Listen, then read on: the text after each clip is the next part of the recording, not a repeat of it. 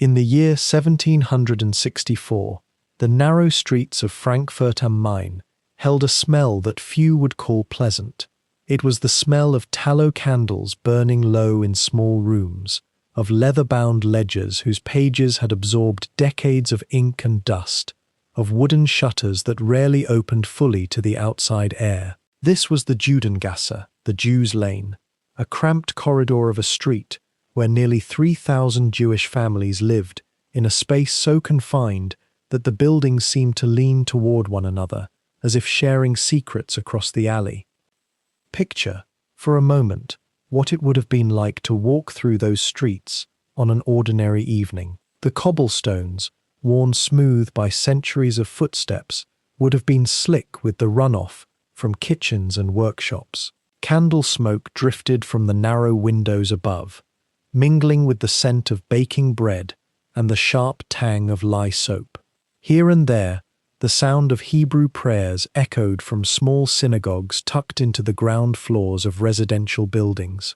Children's voices called out in Judendeutsch, a dialect few outsiders understood. And if you had pressed your nose close to one particular wooden door, unmarked from the outside, you might have smelled something else beneath the tallow and leather, the faint, metallic scent of coins being counted and weighed, of currencies from distant lands being sorted and catalogued with meticulous care. This was the world before the name Rothschild meant anything at all to the courts of Europe, before 5 brothers would come to reshape the financial architecture of an entire continent, before anyone outside these cramped streets had reason to know that a family of coin dealers and antiquarians would one day hold the purse strings of empires. It was simply a street where commerce happened quietly, methodically, between the hours of dusk and dawn, in rooms lit only by candlelight, behind doors that opened onto a narrow world bounded by stone walls and restrictive laws that had held for centuries. The Judengasse existed within the free city of Frankfurt, a major commercial hub of the Holy Roman Empire, yet it was a place set deliberately apart. The Jewish residents were permitted to live there, required to live there in fact, but only under a complex web of regulations that governed nearly every aspect of their existence. They could not own land outside the street, they could not practice most professions, they could not leave the gates after dark or on Christian holy days. They paid special taxes to the city in exchange for the privilege of living in Frankfurt at all. It was, in essence, a gilded cage, locked each night, with strict rules about how many families could dwell within and who could inherit the right to do so. And yet, within these constraints, an unusual form of commerce had flourished. Jewish moneylenders and merchants, barred from owning land or joining the guilds, had turned their attention instead to the movement and exchange of wealth itself. They became dealers in coins, in used items of value, in letters of credit. They learned the languages and currencies of a dozen different territories. They understood the art of trust when no formal contracts could protect them, since the testimony of a Jewish person held less weight in a Christian court. They became, of necessity, masters of communication, discretion, and the intricate choreography of financial trust built on family bonds and reputation alone. If you would like to follow this journey, to understand how a boy born in these candlelit rooms would eventually send his 5 sons out across the capitals of Europe, and how those 5 brothers would orchestrate the movement of millions of pounds across continents in the midst of war and revolution, and how their careful, patient work would give rise to a dynasty that shaped the economic future of the modern world, I invite you to subscribe to this documentary. We will walk with them through their struggle and their innovation, through the myths and the careful historical truth of how the Rothschilds conquered Europe's banks. And we begin, as all great stories do, with a single family, living in a single street, in the flickering light of candles made from tallow. Let us step back further now, into the intimate domestic world that would nurture this extraordinary rise. The scene is still the Judengasse, but the year is a bit earlier, and the candlelight falls on a boy who was born into this narrow street, who would have heard nothing in his childhood but the sound of coins being counted, the rustle of pages being turned in ledgers, the careful, whispering conversations of his father conducting business in the evenings. The boy's name was Mayer Amschel Rothschild, and he was born in the year 1744, the 10th of February, in a house that bore a peculiar sign above its door, a sign that would, in time, become the most recognized emblem of financial power in the Western world. Within those narrow streets, in a house no wider than most of us would consider a proper parlor, a boy named Mayer Amschel was born in the year 1744. His world was bounded by things we can scarcely imagine now. Brick walls that seemed always to lean inward, windows so small they admitted only shafts of pale light, and all around him the rhythmic sound of commerce that never quite ceased, even in the deepest hours of night. The Judengasse, as it was called, housed nearly 3,000 souls in a space that might comfortably shelter a few hundred. Families lived stacked upon one another, like the leather-bound ledgers that would later line the counting houses of Europe. His father, Wolf Elchenan, worked as a broker and money changer, a man whose livelihood depended entirely on the smallest margins, the delicate trust of those who dealt in coins and credit. And so the boy grew up surrounded by the whisper of scales, the clink of gold against the wooden table, the careful murmur of men discussing the weight and purity of things that held value. What would it have been like to be a child in such confinement, surrounded not by open fields or squares, but by the dense fabric of a community forced inward upon itself? The gates of the Judengasse locked each night at sunset and opened only at dawn. On Christian holidays, the gates remained sealed entirely. Within those boundaries, every life was visible to every other life. There were no secrets in such closeness, yet there was also a peculiar kind of safety, a world unto itself, governed by its own customs and rhythms, even as it existed under the shadow of restrictions imposed from without. The boy's education would have been the education of that world: Torah study, arithmetic, the philosophy of commerce, and an almost instinctive understanding that knowledge, especially knowledge of other people's needs and capacities, was the most portable form of wealth. His mind was sharpened young.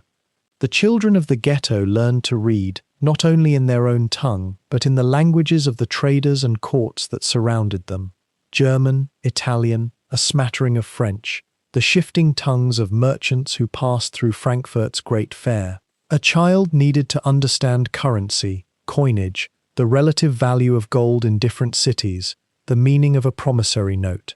Mayer Amschel, even as a boy, possessed what we might now call an early gift for observation. He watched how his father negotiated, how trust was built through small transactions before larger ones were attempted, how a reputation for honesty in matters of weight and measure became the foundation upon which everything else rested. But he was also a boy in those years, not merely an apprentice in waiting, but a person who felt the confines of his world, and wondered, perhaps, what lay beyond them. Did he look up at the narrow strip of sky, visible between the leaning roofs, and imagine it larger? Did he listen to the travelling merchants speak of Paris, Vienna, London, and feel a pull toward those distant names? The historical record gives us little of his inner life, and perhaps that itself is instructive. So much of history is preserved in ledgers and letters, in transactions and facts of record. The emotional truth of lives lived in constraint and aspiration often disappears into silence.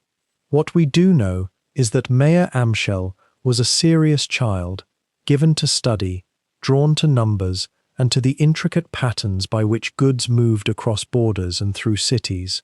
His father, before his death when Mayer was still young, had begun to teach him the arts of evaluation, how to look at a coin and know not merely what it was, but what it might be worth in a different place, to a different buyer, in a different season. This was not mere merchant knowledge. It was a kind of alchemy, the conversion of information into opportunity. It was an understanding that value itself is not fixed but negotiable, and that the person who understands the true shape of things before others do possesses an extraordinary advantage. The loss of his father came when Mayer was still young, and he was sent away to apprentice in Hanover to the great banking house of the Oppenheimers. There, for the first time, he stepped beyond the walls of the Judengasse. What did he feel, leaving that confining but familiar world? Did he experience it as liberation, or as a kind of exile? The sources do not tell us, but we know that he worked with meticulous care in that great house, watching the movement of larger sums than he had ever imagined, understanding the machinery by which princes financed their ambitions, observing how money could be made to flow across distance without physical transport. When he returned to Frankfurt in his early 20s, he carried with him not merely the skills of banking, but the hunger of a man who has glimpsed a larger world and decided that he would build his way into it. He established himself as a dealer in coins and rare pieces, working from a small office in the ghetto he had always inhabited.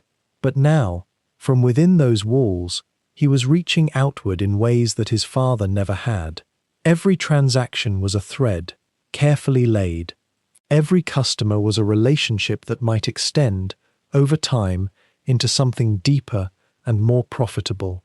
The boy from the Judengasse had become something new, neither fully contained by his past, nor wholly separated from it, but suspended between two worlds, drawing strength from both. If you have ever wondered how an empire is built, how the architecture of a vast financial system comes into being, you might find it instructive to begin with this image: a young man in a cramped city, working by candlelight, keeping careful records, asking the right questions of the right people, slowly and patiently transforming confined circumstances into unlimited ambition. If this story of how one family rose from the shadows of constraint to reshape the financial world of an entire continent intrigues you, we invite you to subscribe as we trace the five brothers' ascent from Frankfurt across Vienna, Paris, Naples, and London, watching as they wove the invisible networks of credit and trust that would eventually hold emperors and nations in their patient, steady hands. The foundations of what would become a dynasty were already being laid in those early years, brick by brick, transaction by transaction, relationship by slow and careful relationship. The house itself bore a sign that would eventually echo across continents. Above the doorway hung a painted wooden shield, the color a deep and rusty red, and upon it no portrait of a nobleman or heraldic beast, but rather a simple geometric form, a shield within the shield, a red shield upon a red shield. It was not a grand emblem, it was practical, even modest. The way a baker might paint a loaf above his shop, or a butcher might carve a cleaver into his lintel, the red shield marked the place of business and residence for the Rothschild family, a signifier for those who needed to know where to find them in the winding alleys of the Judengasse. The name itself emerged from this humble marker. In German, the red shield was the Rotes Schild, and over time, as merchants and ledgers recorded transactions and letters passed between houses, Rothschild became not merely a description, but an identity. A family rose from an inanimate object, a painted board on a crooked street. There is something quietly profound in that transformation, the way a practical landmark, a merchant sign no different from hundreds of others scattered through the ghettos and quarters of Central Europe, would eventually become synonymous with power and finance. But in those early days, it was simply a mark on a wall, a signal that someone inside knew how to trade, how to negotiate, how to listen. Yet the very fact that such a sign was necessary, that a family needed this visible marker at all, speaks to the careful constraints within which Jewish merchants navigated the Holy Roman Empire. The red shield was not an ornament, it was a license, and like so much of Jewish life in the 18th century, it existed within a framework of permissions and prohibitions so intricate that one might imagine the entire structure had been designed to test human ingenuity and patience. The Judengasse itself, that narrow street where the Rothschilds lived, was in many ways a microcosm of these restrictions. The gates that bounded it were locked each night at sunset and opened only in the morning, a physical barrier that separated Jewish residents from the rest of Frankfurt's population. Those gates were not metaphorical. They were oak and iron, heavy enough to be felt as a weight, literal enough to require keepers. Within those confines, sometimes as many as 3,000 Jewish souls lived in houses that were often restricted in height, sometimes prevented from expanding outward, forced instead to rise upward in narrow, precarious towers of timber and plaster. The streets themselves were so cramped that in some places a person standing in the center could stretch their arms and nearly touch the buildings on either side. And yet people lived and traded and built and planned within those constraints. The restrictions on Jewish commerce in the Holy Roman Empire were elaborate and ever-shifting, a patchwork of local ordinances that varied from principality to principality, from city to city, sometimes changing with the whim of a reigning prince or the pressure of merchant guilds who felt threatened by competition. In Frankfurt, as in much of the empire, Jews were forbidden from owning land outside the ghetto. They could not join the major merchant guilds. They could not practice law, medicine, or enter certain trades that were reserved for Christian craftsmen. They were prohibited from dealing in certain goods, though the list of prohibited goods seemed to shift depending on which guild was currently anxious about their market share. What remained open to them, by default or by design, were the trades that Christians deemed less respectable or less stable: money lending, trading in second-hand goods, the exchange of coins and rare metals, the acquisition and resale of curiosities and antiquities. It was in these gaps, these crevices within the larger structure of economic life, that Jewish merchants found their footing. And it was here, paradoxically, that the greatest fortunes could sometimes be made. Because those activities that were considered marginal, even distasteful by the Christian majority, the handling of cash, the assessment of value across different currencies, the understanding of risk and credit, these became essential to the functioning of the larger economy, especially as the 18th century progressed and the movement of money became increasingly complex. Mayer Amschel inherited this world not as a burden, but as an inheritance, a set of constraints that had been carefully navigated by his ancestors for generations. The red shield above his house was his entry ticket into this intricate economy. It meant he had the right to conduct business, limited though that right was. But it meant he had status within the Jewish community, a merchant's standing. It meant he could be trusted with transactions because his family's reputation, their name, their very house, was at stake in each exchange. But the restrictions meant something else as well, something that would prove crucial to the family's future success. Because Jews could not own land, because they could not move freely across borders with physical goods without facing tolls and suspicions and regulations, they had become, out of necessity, experts in something far more subtle and far more valuable: the movement of value itself. They had learned to assess worth in ways that transcended location. They had developed networks of trust that operated across regions and even across the boundaries of empires. When a Jewish merchant in Frankfurt needed to transfer money to a relative in Vienna or Amsterdam or London, they could not simply pack gold into a trunk and hire a carriage. They needed credit, correspondence, a web of understanding between distant houses. This was a skill.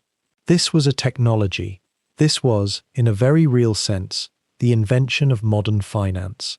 The laws that confined Jewish merchants within the Judengasse, that forbade them from certain businesses and certain lands, had inadvertently created a class of people who were uniquely positioned to navigate the increasingly complex world of European commerce. When empires fought wars, when governments needed to borrow money quickly, when merchants needed to exchange currency across hostile borders, it was the Jewish bankers and dealers, those who had spent generations learning to move value invisibly, who held the key. Mayer Amschel would not have framed it this way. He did not think in terms of historical destiny or romantic notions of overcoming adversity.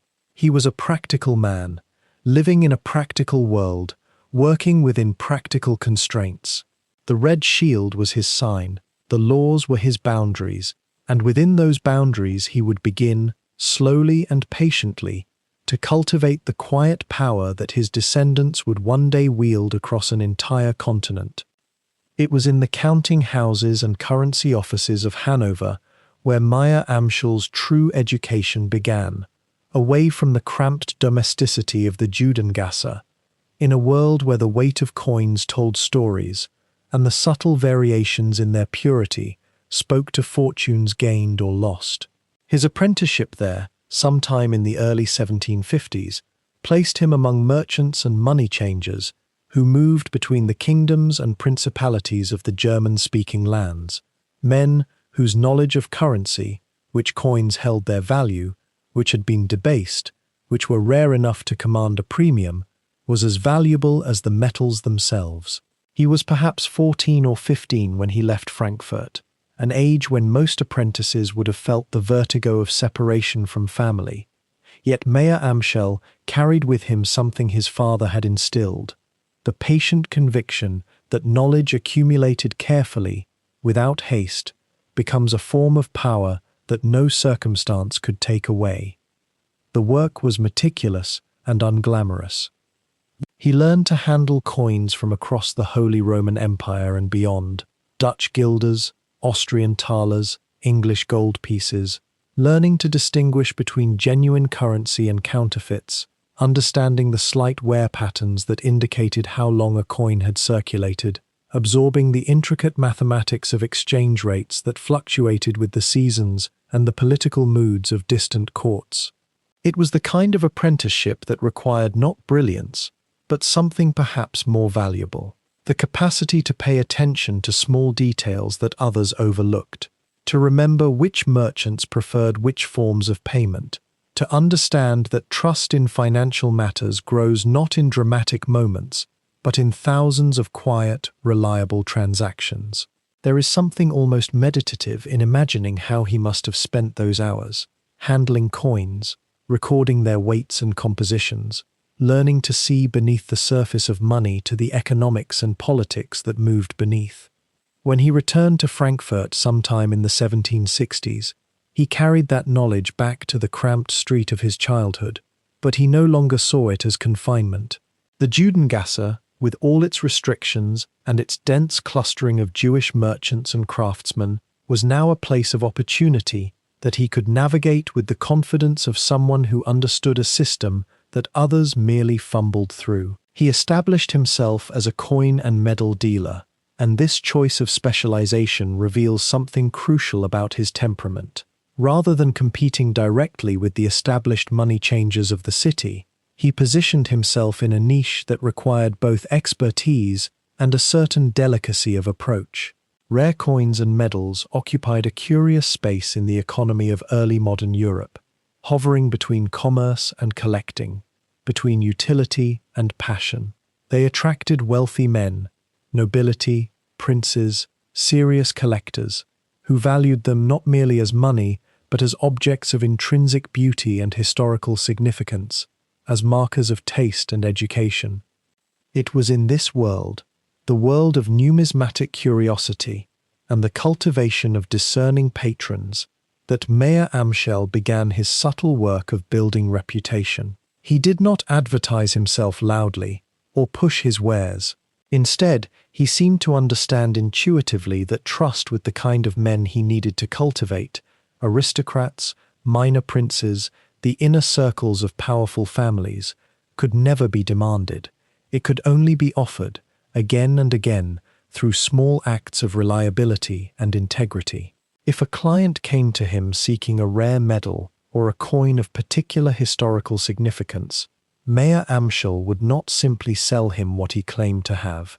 He would research the request carefully, perhaps spending weeks or even months locating exactly what was wanted, ensuring its authenticity, understanding why this particular piece mattered to this particular customer.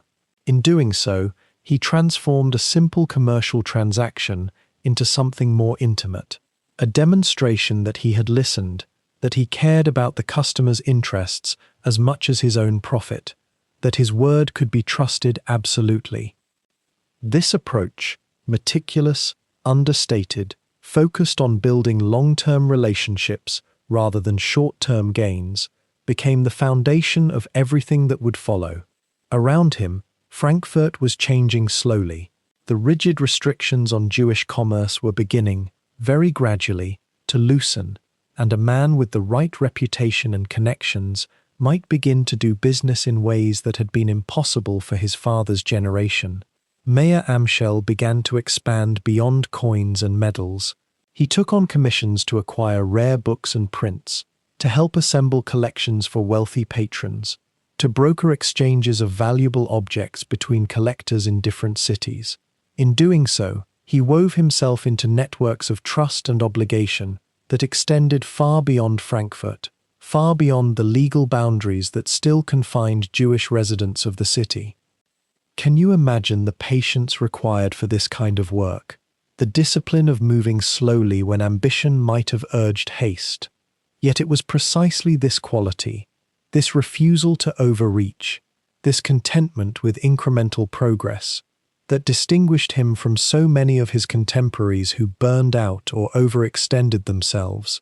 He was learning, without fully knowing perhaps, that the greatest fortunes in finance are not built on a single brilliant coup, but on the accumulated trust of hundreds of smaller relationships, each one attended to with care and respect. The coins he handled, the medals he sought out, the rare books he acquired, these were all, in their way, tuition payments in the education of becoming indispensable to people of power. By the 1760s and 1770s, something subtle had shifted in how the wealthier citizens of Frankfurt regarded this careful Jewish merchant. He was no longer simply an exotic tradesman behind the ghetto gates. He had become someone whose judgment was solicited, whose knowledge was valued, whose discretion was trusted, and perhaps most importantly, he had begun to attract the attention of the one class of patron whose approval could transform his entire trajectory, the nobility. But the true transformation of Mayer Amschel's fortune would not come from the ledgers of common merchants or the modest transactions of the Judengasse. It would come from the careful, patient observation of power itself and his singular ability to become indispensable to it. By the 1770s, Mayer Amschel had quietly assembled a reputation.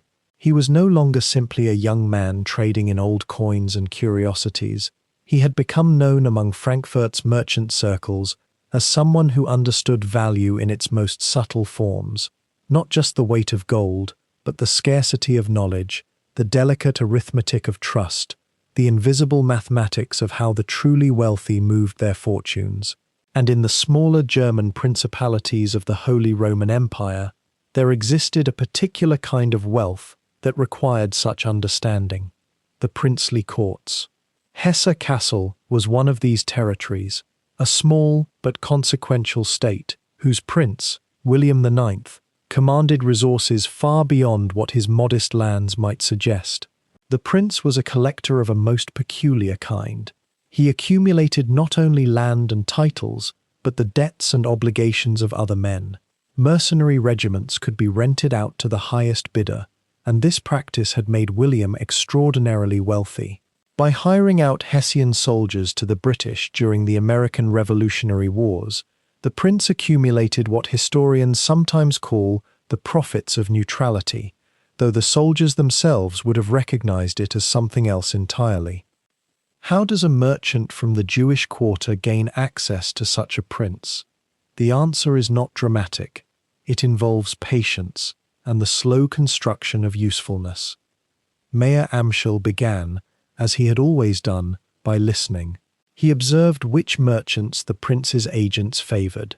He studied the flow of the prince's money and what services those agents valued most, and gradually, almost invisibly, he positioned himself as someone who could fulfill a particular need. A prince with vast sums moving through his hands needed someone who could handle delicate transactions, someone whose discretion was guaranteed not by legal contract, but by something deeper, by the precariousness of his own position, by his understanding that his entire fortune depended on the trust placed in him. A Jewish merchant, in other words, whose prosperity was entirely contingent on serving the powerful correctly. By the 1780s, Mayer Amschel had become what was known as a court factor, Hofaktor. This was not an official title written in any formal document. It was rather a recognition, a trust granted privately and withdrawn just as silently if one failed. As a court factor, Mayer Amschel handled transactions for the prince that required absolute discretion. He moved money between accounts. He purchased rare items. He loaned capital when it was needed quickly and without questions. He kept secrets that could not be written down in any ledger that might be examined by competitors or critics. The work required him to understand not merely commerce but courtly etiquette, the delicate politics of deference and dignity that governed relationships between a merchant and a prince. One did not simply approach Prince William with a proposal. One learned to wait in antechambers. One practiced the formal language of humility, even while negotiating from a position of genuine leverage. One remembered always that the prince's favor was renewable only if one remained utterly reliable, which meant not merely succeeding at transactions, but succeeding at them without the prince ever having to concern himself with the details. The relationship deepened slowly, almost imperceptibly. Mayer Amschel began to handle larger sums. He began to be consulted not just about where the prince's money should be kept, but about where it might grow. He moved, in essence, from the role of merchant to something closer to an advisor, though he would never have claimed such a title himself. Such claims would have been unseemly, dangerous even. Instead, he simply became the person the prince thought of when certain problems arose. There is a particular kind of power that comes not from position, but from access, and Mayer Amschel had found the path to it. The prince could dismiss him at any moment, but the prince, having grown accustomed to his reliability, would hesitate to do so, and in that hesitation lived an entire career. For someone confined by law to certain districts and certain professions, this access to princely finance represented something profound. It meant that Mayer Amschel could operate at a scale far larger than his birth circumstances would have ordinarily permitted.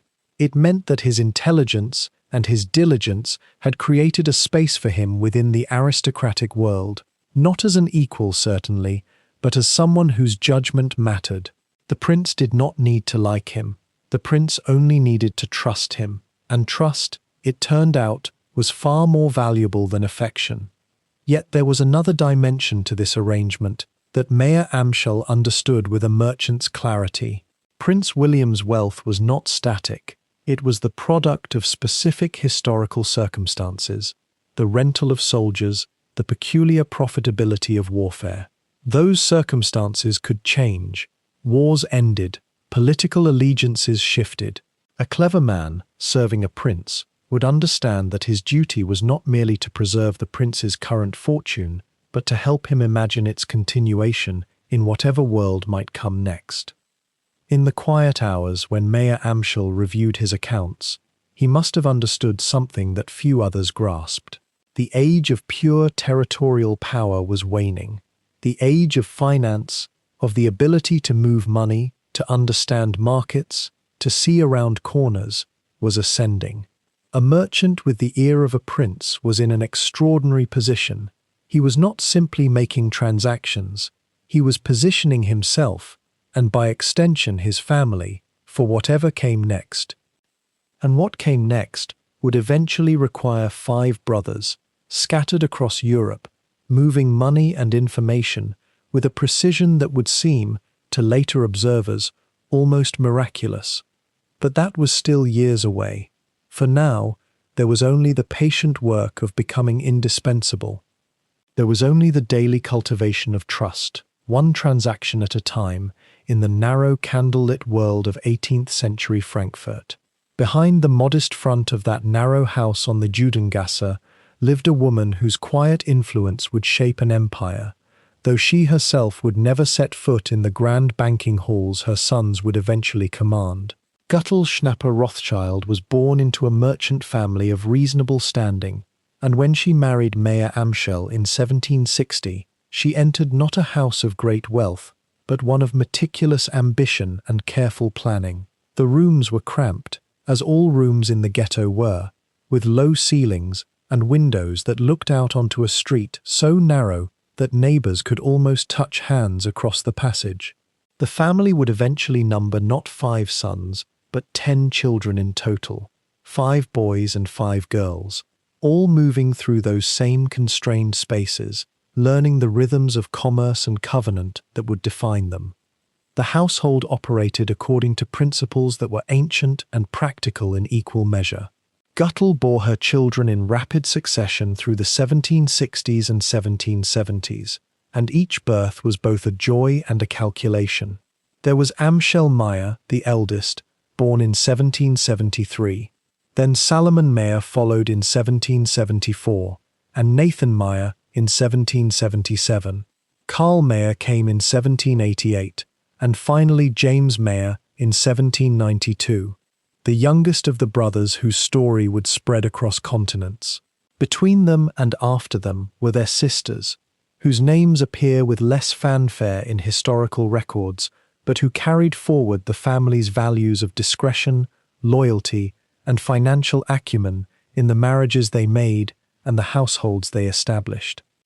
Think for a moment about what it meant to raise 10 children in rooms where privacy was nearly impossible, where the walls themselves seemed to listen, where every coin, every letter, every conversation about commerce was both family business and foundation for survival.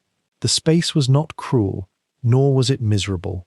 It was simply the reality of the Judengasse, where thousands of families pressed together, generation upon generation, learning to operate in parallel worlds. During the day, the house was a place of commerce. Mayer Amschel's counting room occupied the most valuable space, and the children grew up surrounded by ledgers, scales for weighing coin, the soft clink of metal, the smell of ink and old parchment. Guttel managed all of this with a methodical grace that contemporary accounts suggest bordered on the remarkable. She was neither the passive figure that some histories initially portrayed, nor the saintly matriarch of later hagiography. She was a practical woman, overseeing the logistical complexity of a large household, while her husband conducted the delicate business of his trade. She kept accounts, managed provisions, allocated space with precision, and ensured that despite the crowding, there existed an order that allowed for learning, for work, for the kind of discipline that would later characterize her son's approach to business. In a world where formal education for Jews was restricted by law, the home itself became the school. The children, particularly the boys, were trained from early years in languages and in the fundamentals of commerce. This was not so much formal instruction as it was apprenticeship by immersion. A boy would sit at a bench in the counting room, watching his father examine a coin, asking why this silver carried a different mark than that one, learning to read not just numbers, but the subtle signals that indicated value, authenticity, opportunity. The Judengasse itself was a classroom in another sense, a place where people from across Europe came and went, where information moved, where one learned by listening and remembering and piecing together patterns of trade and finance across impossible distances. A child growing up in such an environment absorbed not just knowledge but instinct, the sense of how money moved, how trust was built, how information became advantage. What might seem remarkable now, looking back from a distance of more than 2 centuries, is how consciously Mayer Amschel and Guttel appear to have engineered this environment, not for the sake of any grand ambition that either of them could fully articulate, but rather as an extension of a much older Jewish tradition. Families who had survived centuries of restriction, expulsion, and legal constraint had learned that survival depended on knowledge that could be carried in the mind and in careful writing, on relationships that could weather exile and return, on capital that could be hidden or moved with minimal trace. The Rothschild household was, in many ways, simply a more intensified version of patterns that had been refined across generations. A family business as a complete ecosystem, with the domestic and the financial inseparable. The close quarters also meant something else that later outsiders did not always understand. They meant that secrets could be kept. A family living in intimate space, with all transactions visible to each other, with no room for deception or hidden agenda. Such a family could develop trust in its internal operations that would be almost impossible to achieve in a larger, more dispersed organization. Later, when the 5 sons spread across Europe, this trust became the foundation of everything they accomplished. They could move money between cities without a single written contract. They could rely on each other's judgment in markets they had never entered themselves. They could pool resources and separate them again without formal accounting. This capacity for trust did not emerge from some inherent moral superiority. It emerged from a childhood spent in rooms so small that nothing could be hidden, where every member of the family understood every other member's values because those values had been made visible daily, sometimes hourly, through countless small decisions and actions. Gutler's role in this cannot be overstated, though it often has been. She was not a merchant herself, yet she was entirely involved in the merchant's world. She was the keeper of information, the manager of resources, the guardian of values. She gave her children what might have been seen as contradictory instructions, but what were actually deeply consistent. Work with absolute integrity in your dealings, but be cautious about revealing your strategies to those outside the family.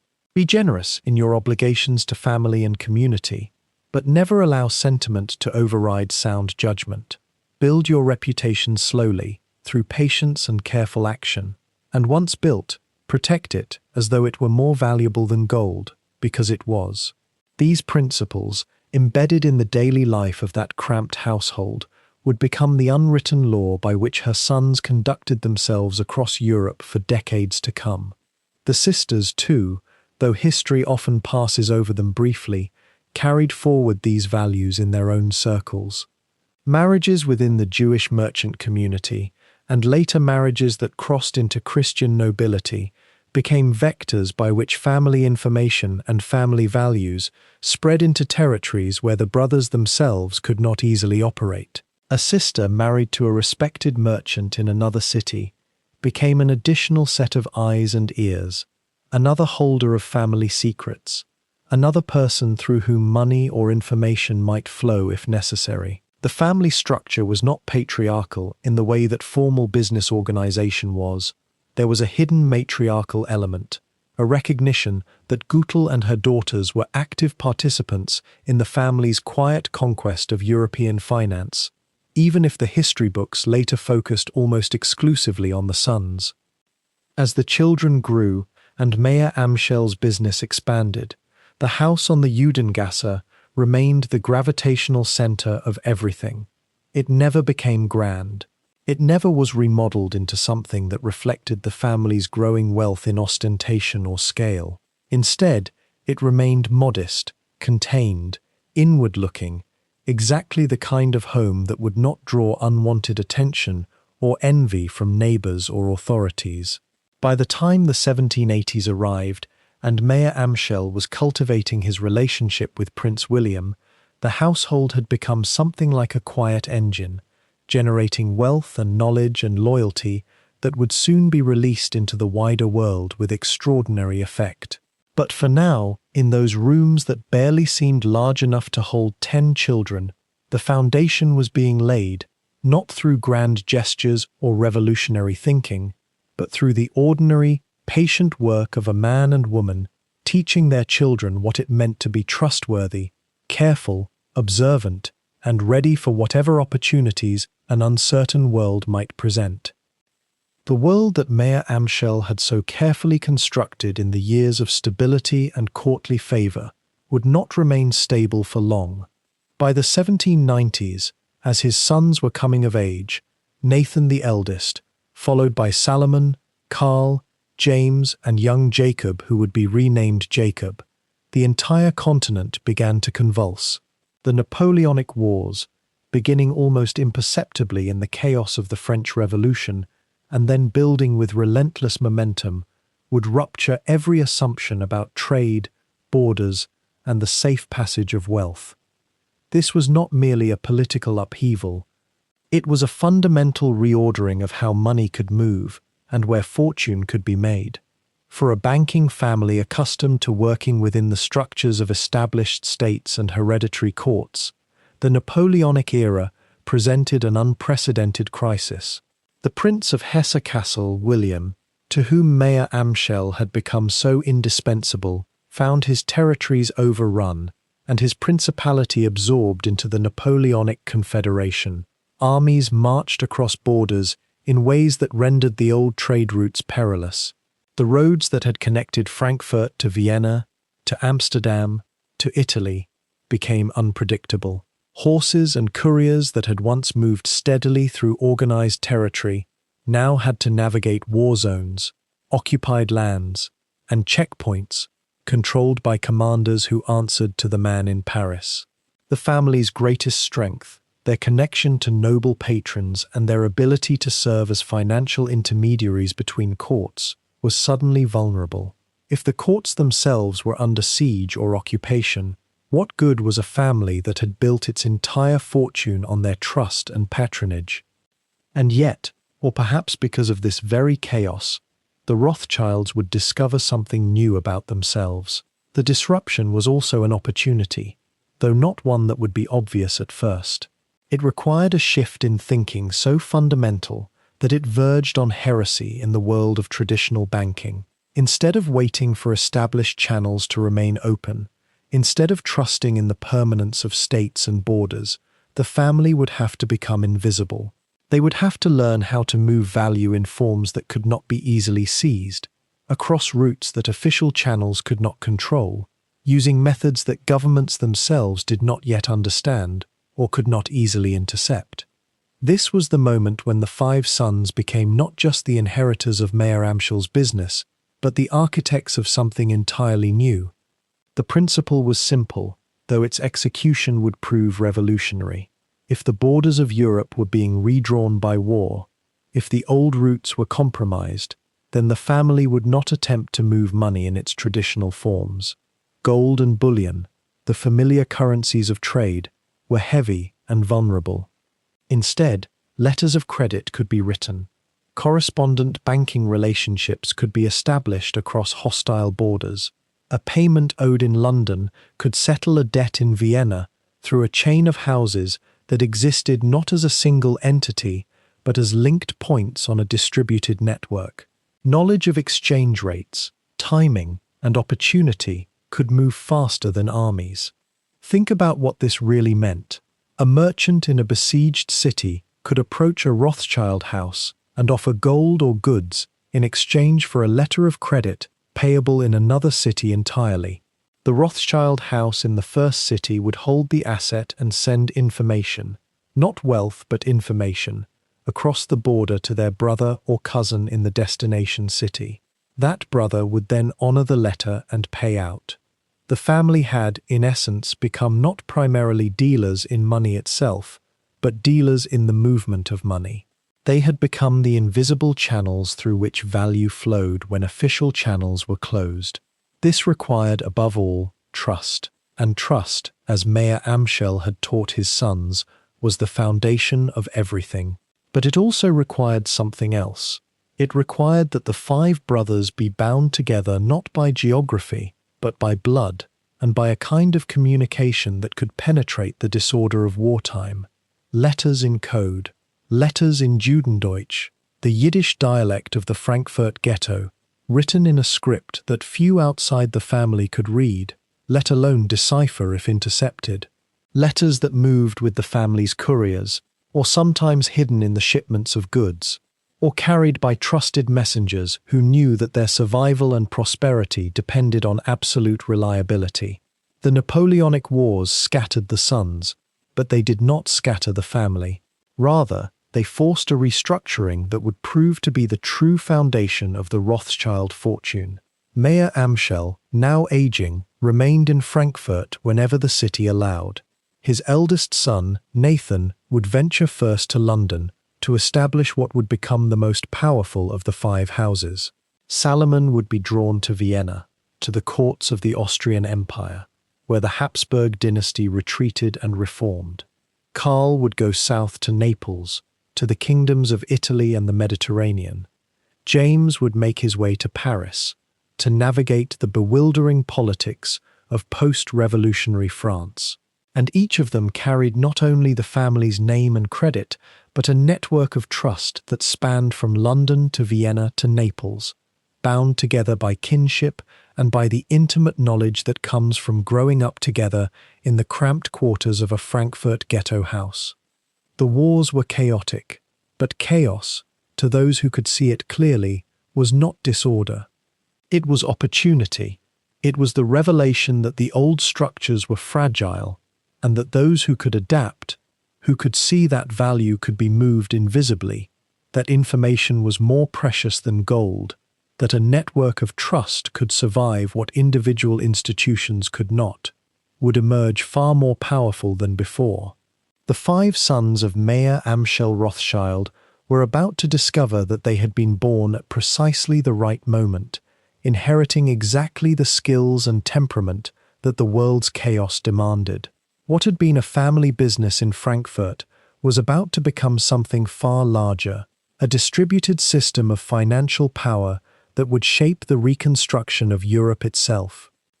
And so, as the Napoleonic Wars drew the map of Europe into constant flux, the five brothers began their careful dispersal across the continent, each carrying with him the same ledgers and codes, the same language of trust, the same understanding that they would move together even as they moved apart.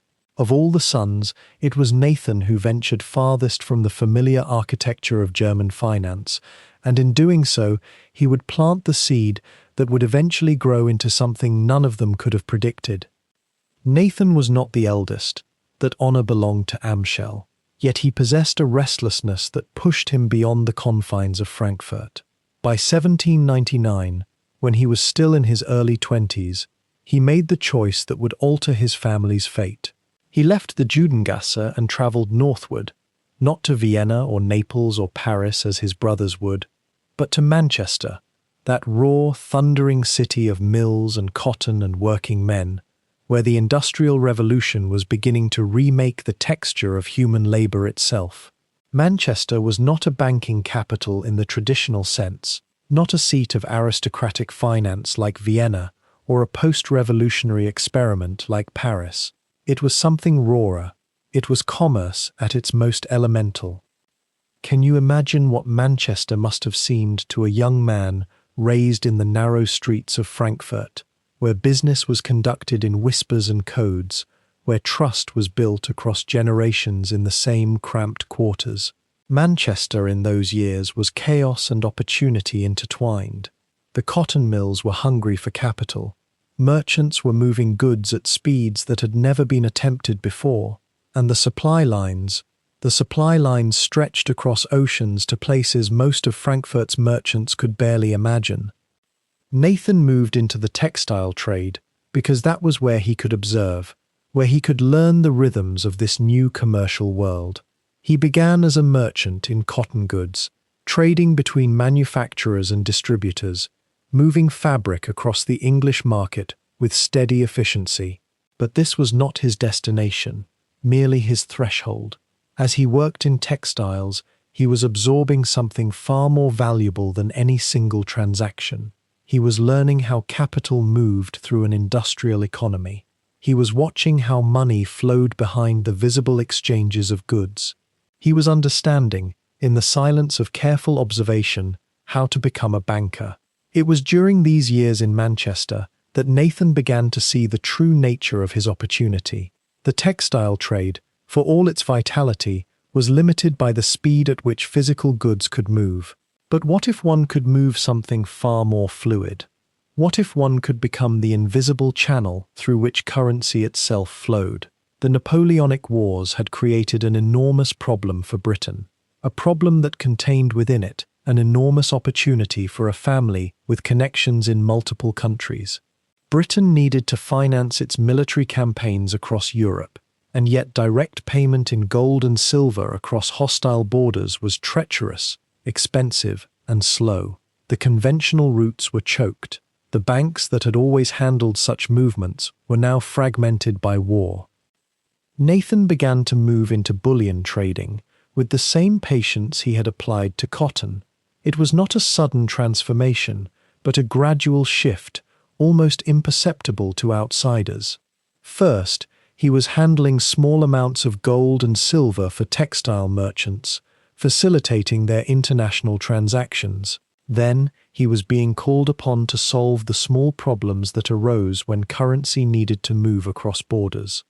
And then, almost without anyone quite noticing, he had become a dealer in bullion itself, in gold and silver in their purest, most negotiable forms. This shift, which might seem simple enough when described in a sentence or two, was in fact a profound recalibration of his entire business. Textiles required inventory, required warehouses, required the coordination of supply and demand. Bullion required something else entirely. It required trust, reputation, and the ability to move capital so quickly and quietly that it seemed to evaporate from one place and reappear in another without losing its value. It required the kind of network that the Rothschild family, spread across Europe as they now were, could provide in ways no other merchant could match. By the time Nathan moved to London, a step he took gradually, first conducting business in the city while maintaining his Manchester base, then increasingly establishing himself in the financial district, he had already begun the fundamental work of reorganization. He had studied not just the trade in bullion, but the entire architecture of how money moved through the British financial system. He understood the difference between merchant banking and central banking, between the negotiation of short-term credit and the financing of long-term government debt. And crucially, he understood how to position himself at the intersection of these various streams. London in the early 1800s was a different animal from Manchester, of course. It was the financial capital of an empire that was proving, despite the ongoing wars with Napoleon, that it could somehow fund an endless conflict. The Bank of England sat at the centre of this system, but it did not act alone. Around it moved a constellation of private bankers, merchant houses, and discount brokers, all of them engaged in the daily work of keeping capital flowing, of converting one kind of financial instrument into another, of solving the problems that arose when governments needed money and merchants needed credit.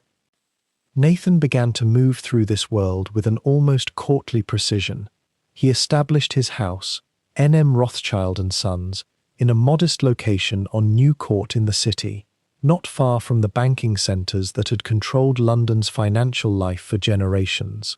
The name itself was carefully chosen.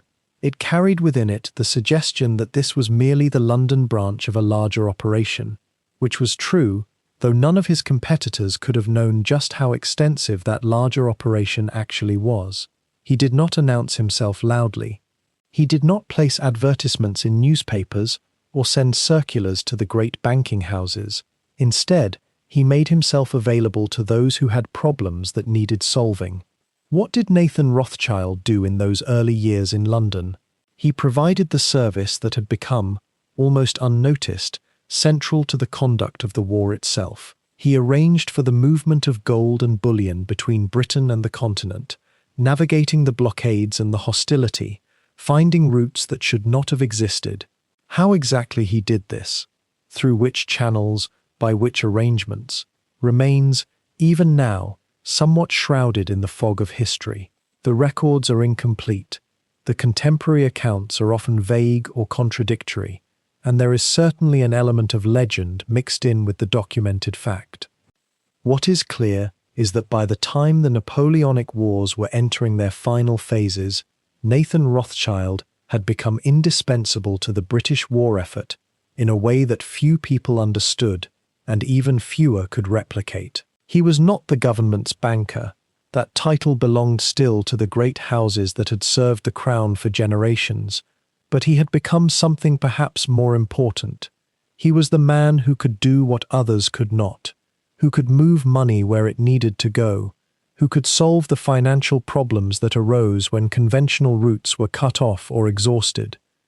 This quiet ascendancy was the fruit of his years in Manchester, of his patient shift from textiles to bullion, of his careful study of how capital flows through an economy in chaos, and it was the foundation upon which his entire later power would be built. For Nathan understood something fundamental about modern banking that his competitors had not yet fully grasped, that in a world of war and disruption, the merchant who could reliably move capital from place to place, who could be trusted to arrive at the right destination with the right amount of money at the right time, would become far more valuable than any amount of inventory or physical property could ever be. He was learning the architecture of his own future, and learning it so quietly that the world barely noticed the learning was happening at all. While his four brothers scattered across the map like seeds on a foreign wind, Amschel Mayer Rothschild chose to remain in Frankfurt. It was not a choice born of hesitation or timidity, but rather a profound understanding of what the family would require as its nerve center, its memory, its archive. Someone had to stay in the house with the red shield. Someone had to tend the ledgers and keep the code, and that someone was Amschel. The original house in the Judengasse never emptied, even as the other brothers established themselves in Vienna's drawing rooms and London's counting houses and the salons of Paris. Amschel inherited the role of the eldest, not merely as a title, but as a custodian. Behind him lay generations of careful notation, of trust built trade by trade, of relationships with the banking families of Frankfurt and the merchant princes of the Rhine. To abandon it would have been to cut the root from which the entire enterprise drew its water. And so Amschel stayed, almost invisibly, maintaining what his brothers would build upon. His was a quieter glory than Nathan's daring in the bullion markets, or James's political seduction in Paris. Amschel's power lay in the slow accumulation of correspondence, in the precise keeping of accounts, in the ability to remember every debt, every promise, every thread of connection that bound the far-flung Rothschild houses together. When his brothers sent inquiries from their distant cities, when they needed to know the movements of capital or the reputation of a merchant they had never met, Amschel was the one who knew. He was the living memory of the family enterprise. The Judengasse house itself seemed to grow denser, more labyrinthine, as Amschel lived within it. Though much of the physical structure would remain as it had been, the interior became increasingly devoted to the machinery of correspondence and record-keeping.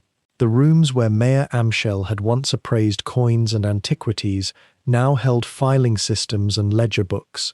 Amschel seemed to disappear into these rooms, into the work of documentation, and yet in doing so, he became more essential than ever. He was the hinge upon which the five houses turned. What was the nature of his daily life? We might imagine him at a writing desk in the half-light of morning, his quill moving steadily across paper, translating the concerns of his brothers into the careful arithmetic of family finance.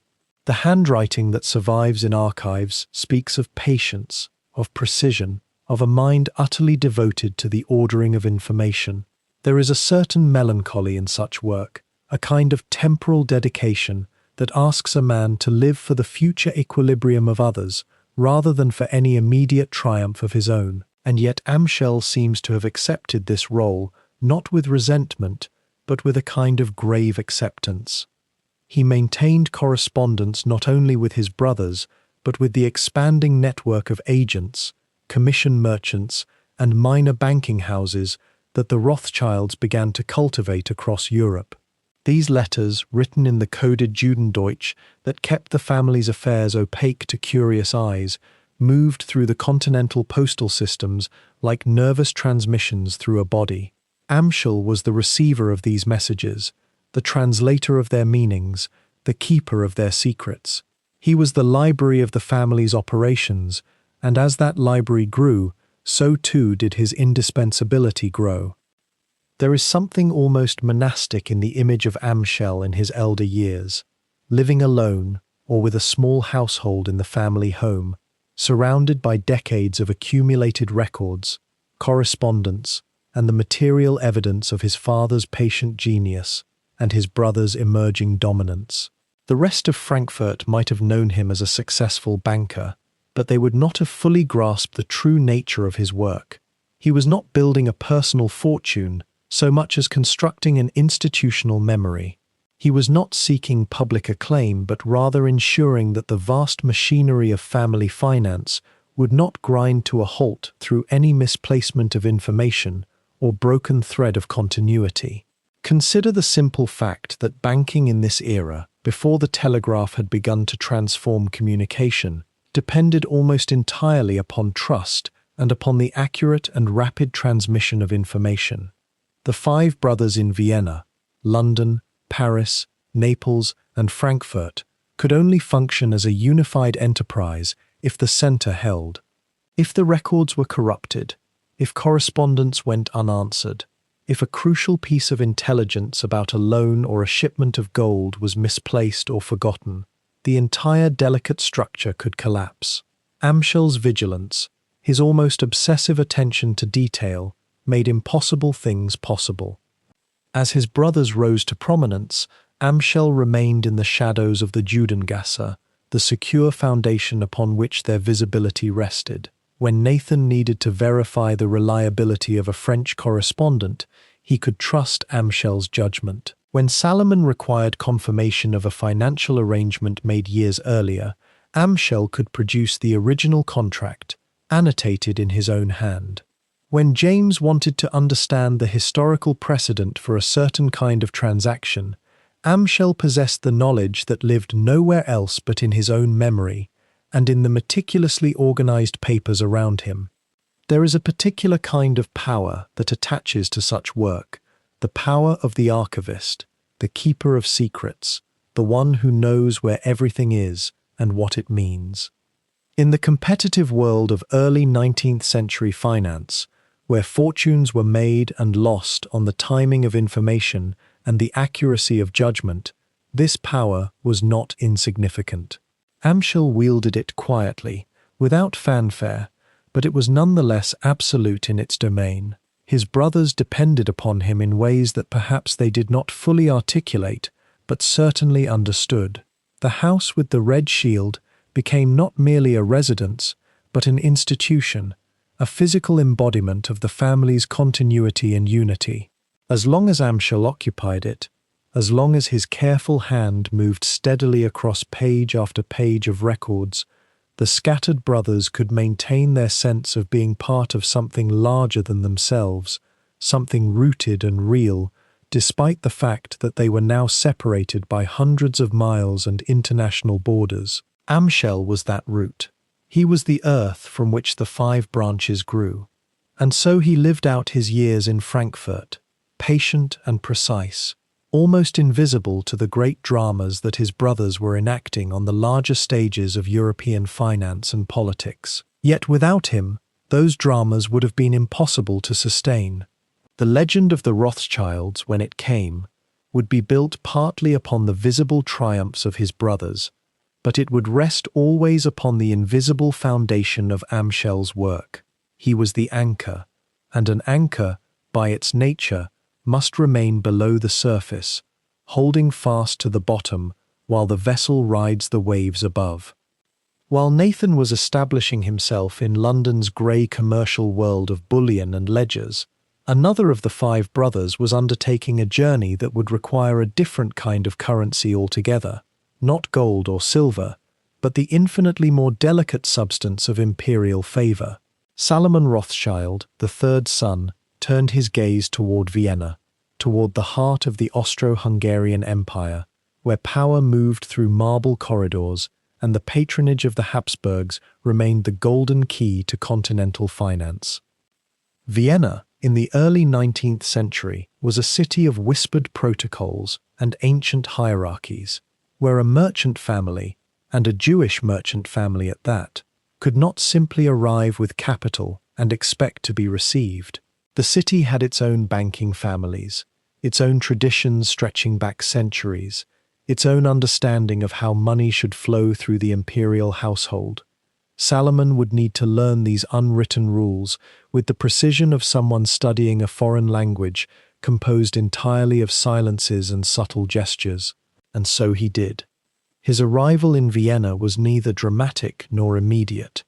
Unlike some merchants who burst into a new city with ambition and noise, Salomon moved with the patience that seemed to run through the entire Rothschild bloodline, like an inheritance more valuable than any sum deposited in a vault. He established himself quietly, observing first, moving second, speaking only when the weight of observation had accumulated into genuine knowledge. Can you imagine the discipline this required? To possess capital and opportunity, yet to choose restraint. The Austrian court, the imperial Hofburg, was a labyrinth of precedent and position. The Habsburgs had ruled much of Europe for centuries, and Vienna reflected this long continuity in every architectural detail, every ceremonial movement. To gain access to the inner circles of imperial finance meant first understanding the precise nature of one's own position. Salomon was a Jew, which meant doors that opened readily in London or even Frankfurt remained conspicuously closed in certain Vienna drawing rooms. Yet this was precisely the kind of obstacle that the Rothschilds had learned to transform into opportunity, the way a jeweler can cut a flawed stone to reveal unexpected brilliance. Metternich, the great Chancellor of Austria and the architect of the post-Napoleonic order, was consolidating power and managing the intricate balance of European restoration. Austria needed to finance its armies, its administration, its grand designs, and Austria, increasingly, needed access to reliable capital. This is where Salomon positioned himself, not as an outsider seeking entry, but as a solution to a problem the empire had not yet fully articulated to itself. His approach was methodical and tinged with genuine respect for the machinery of imperial rule.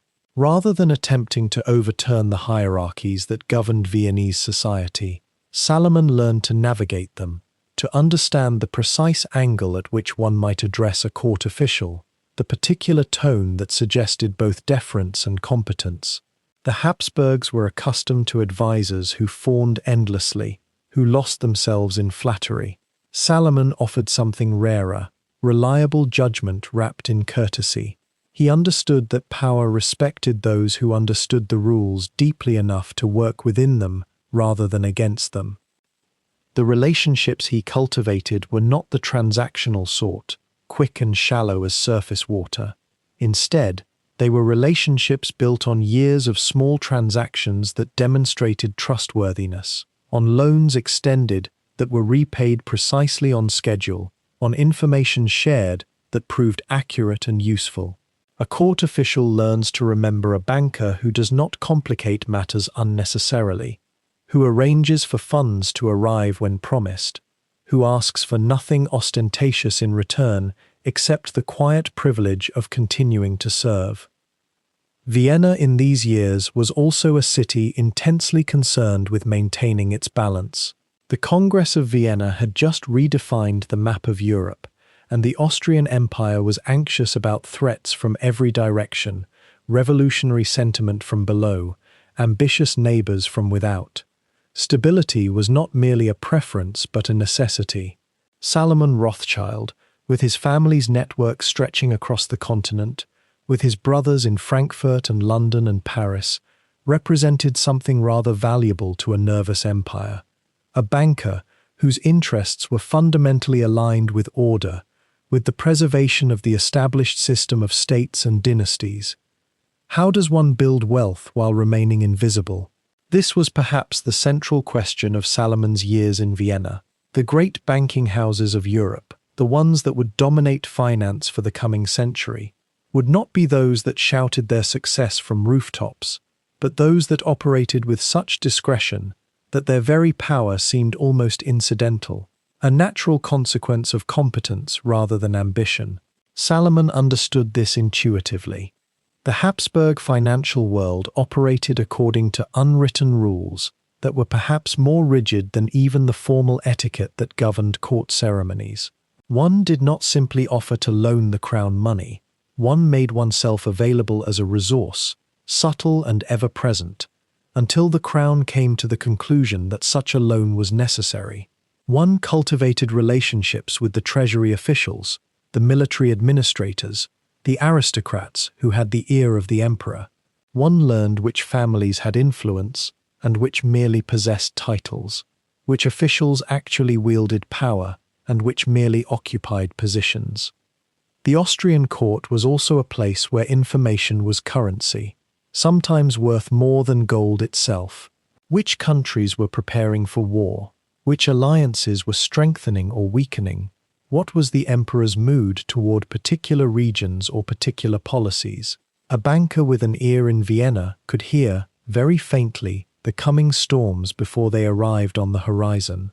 Salomon cultivated sources carefully, never appearing to seek information, but simply positioning himself in places where important people spoke, where decisions were being shaped, where the future was being quietly written before anyone else could read it.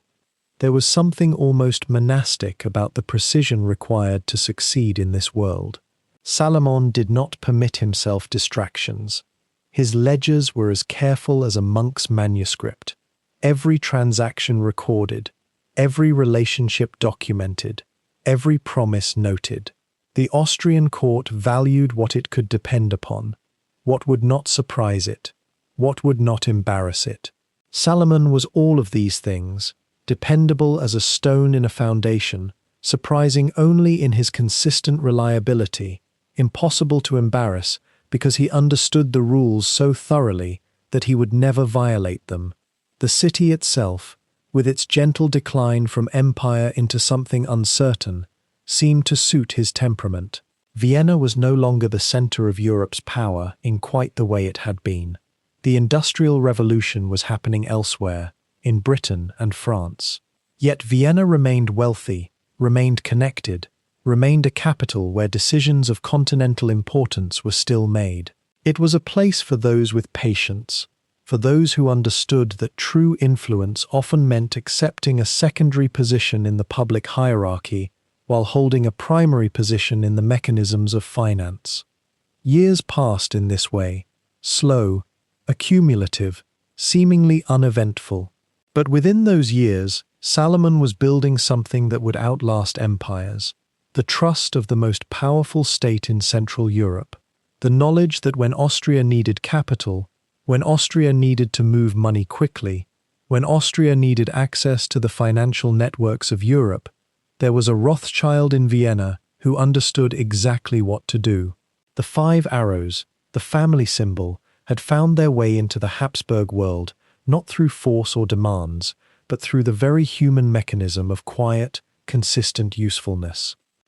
While Nathan found his footing in the damp commercial houses of Manchester, and James prepared for the intricate salons of Paris, the third of the 5 brothers took a different path altogether, one that would carry him south across the Alps, into a world of sun-warmed stone and centuries-old courts, where the language of finance spoke with a different accent. Karl Rothschild, younger than Nathan but possessed of a particular gift for reading the unspoken calculations of aristocrats, turned his gaze toward Naples, and in choosing Naples, he chose not merely a city, but a gamble on a kingdom that stood at the crossroads of empires, where loyalty could shift like the Mediterranean wind, and where a Jewish banker with steady nerves and patient courtesy might carve out something unprecedented. The kingdom of the 2 Sicilies, as it was known in those years following Napoleon's fall, was a place of old wealth and older hierarchies. Spanish Bourbon kings had ruled it since the 18th century, and the court at Naples, while less formally rigid than Vienna or Paris, held its own elaborate ceremonies and expectations. To understand why the Rothschilds sent Karl there, rather than any of his brothers, requires a moment's reflection on his particular temperament. Where Nathan possessed a merchant's instinct for numbers and speed, and Salomon carried the patient political sensibility needed for the Byzantine protocols of Vienna, Karl possessed something perhaps rarer, a gift for what we might call diplomatic ease, a capacity to sit comfortably in the company of men who wielded power without seeming to court their favor too directly. He was, in other words, precisely the sort of man who could navigate the delicate social arithmetic of a southern European court. When Karl arrived in Naples in the years after 1815, the city itself presented a landscape almost foreign to the Frankfurt he had known, where the Judengasse had been narrow, cramped, defined by walls and restrictions. Naples sprawled across hills and harbours, its streets clamorous with the voices of merchants and fishmongers, its climate warm enough that much of commerce happened in the open air. The Jewish community there, though present, operated under different constraints than those Karl's family had endured in the Holy Roman Empire. Naples had its own traditions, its own unwritten rules about who could do what and where, and yet those rules were in some ways more flexible, because they had evolved over centuries of Mediterranean trade, rather than being carved into formal law. A careful man could work within them, an intelligent man could sometimes expand them.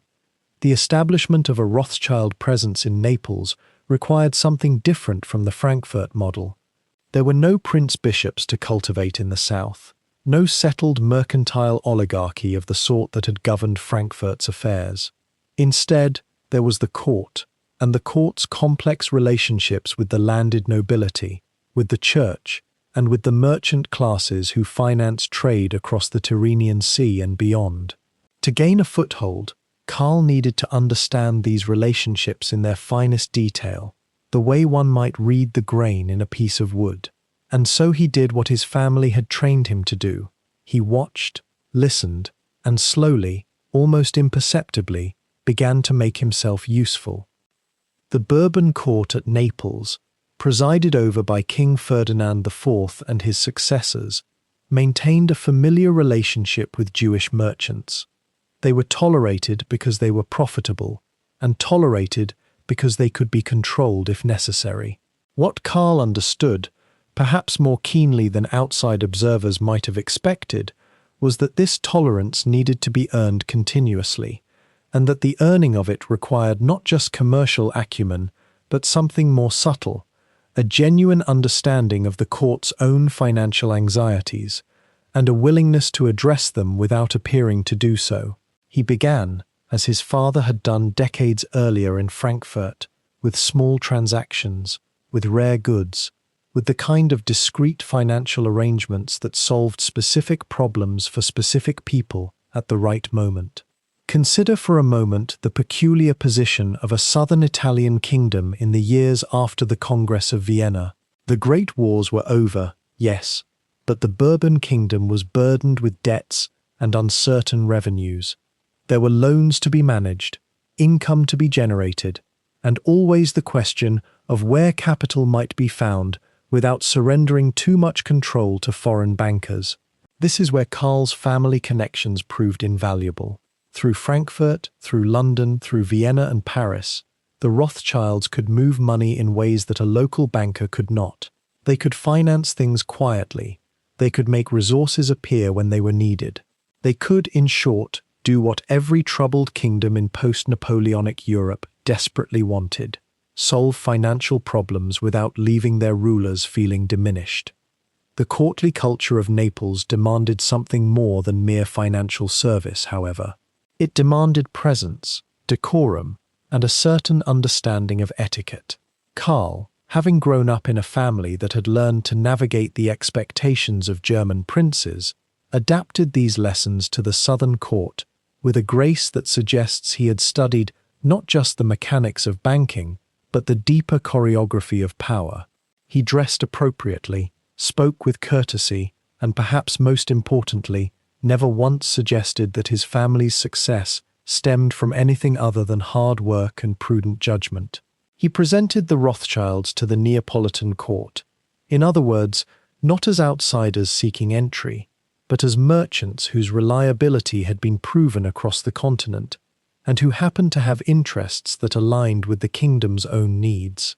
The movement of capital through Naples required innovation in other ways as well. The Mediterranean ports operated according to rhythms different from those of Northern Europe. Shipments of goods moved on different schedules. Credit arrangements had to account for longer delays, and the question of how to move money between Naples and other Rothschild houses without the usual overland routes demanded careful thinking. Here, too, Karl proved equal to the challenge. He developed relationships with shipping merchants and traders who could serve as informal conduits for funds. He cultivated connections with other Jewish merchants in the Mediterranean trade, understanding that community networks could accomplish things that formal channels could not. And he did all of this while maintaining the appearance of someone simply conducting ordinary business, nothing extraordinary, nothing that might draw unwanted attention from a court that was always, in the background, wondering whether it should feel threatened or grateful. There is a particular grace required of a man operating in such circumstances, and it is a grace that does not often receive recognition in the annals of financial history. We tend to remember the great coups and the moments of dramatic success, yet the true foundation of the Rothschilds' power in Naples, as elsewhere, rested on countless small acts of reliability, discretion, and patient attention to detail.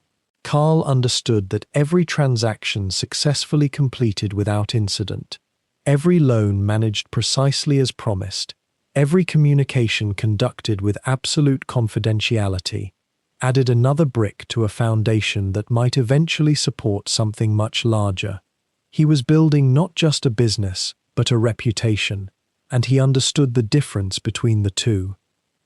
As the years progressed into the 1820s and 1830s, Karl's position within the Neapolitan financial world gradually solidified. He became known as a man one could do business with, a man whose word could be trusted, and a man whose connections to European finance made him valuable in ways that went beyond the immediate transaction.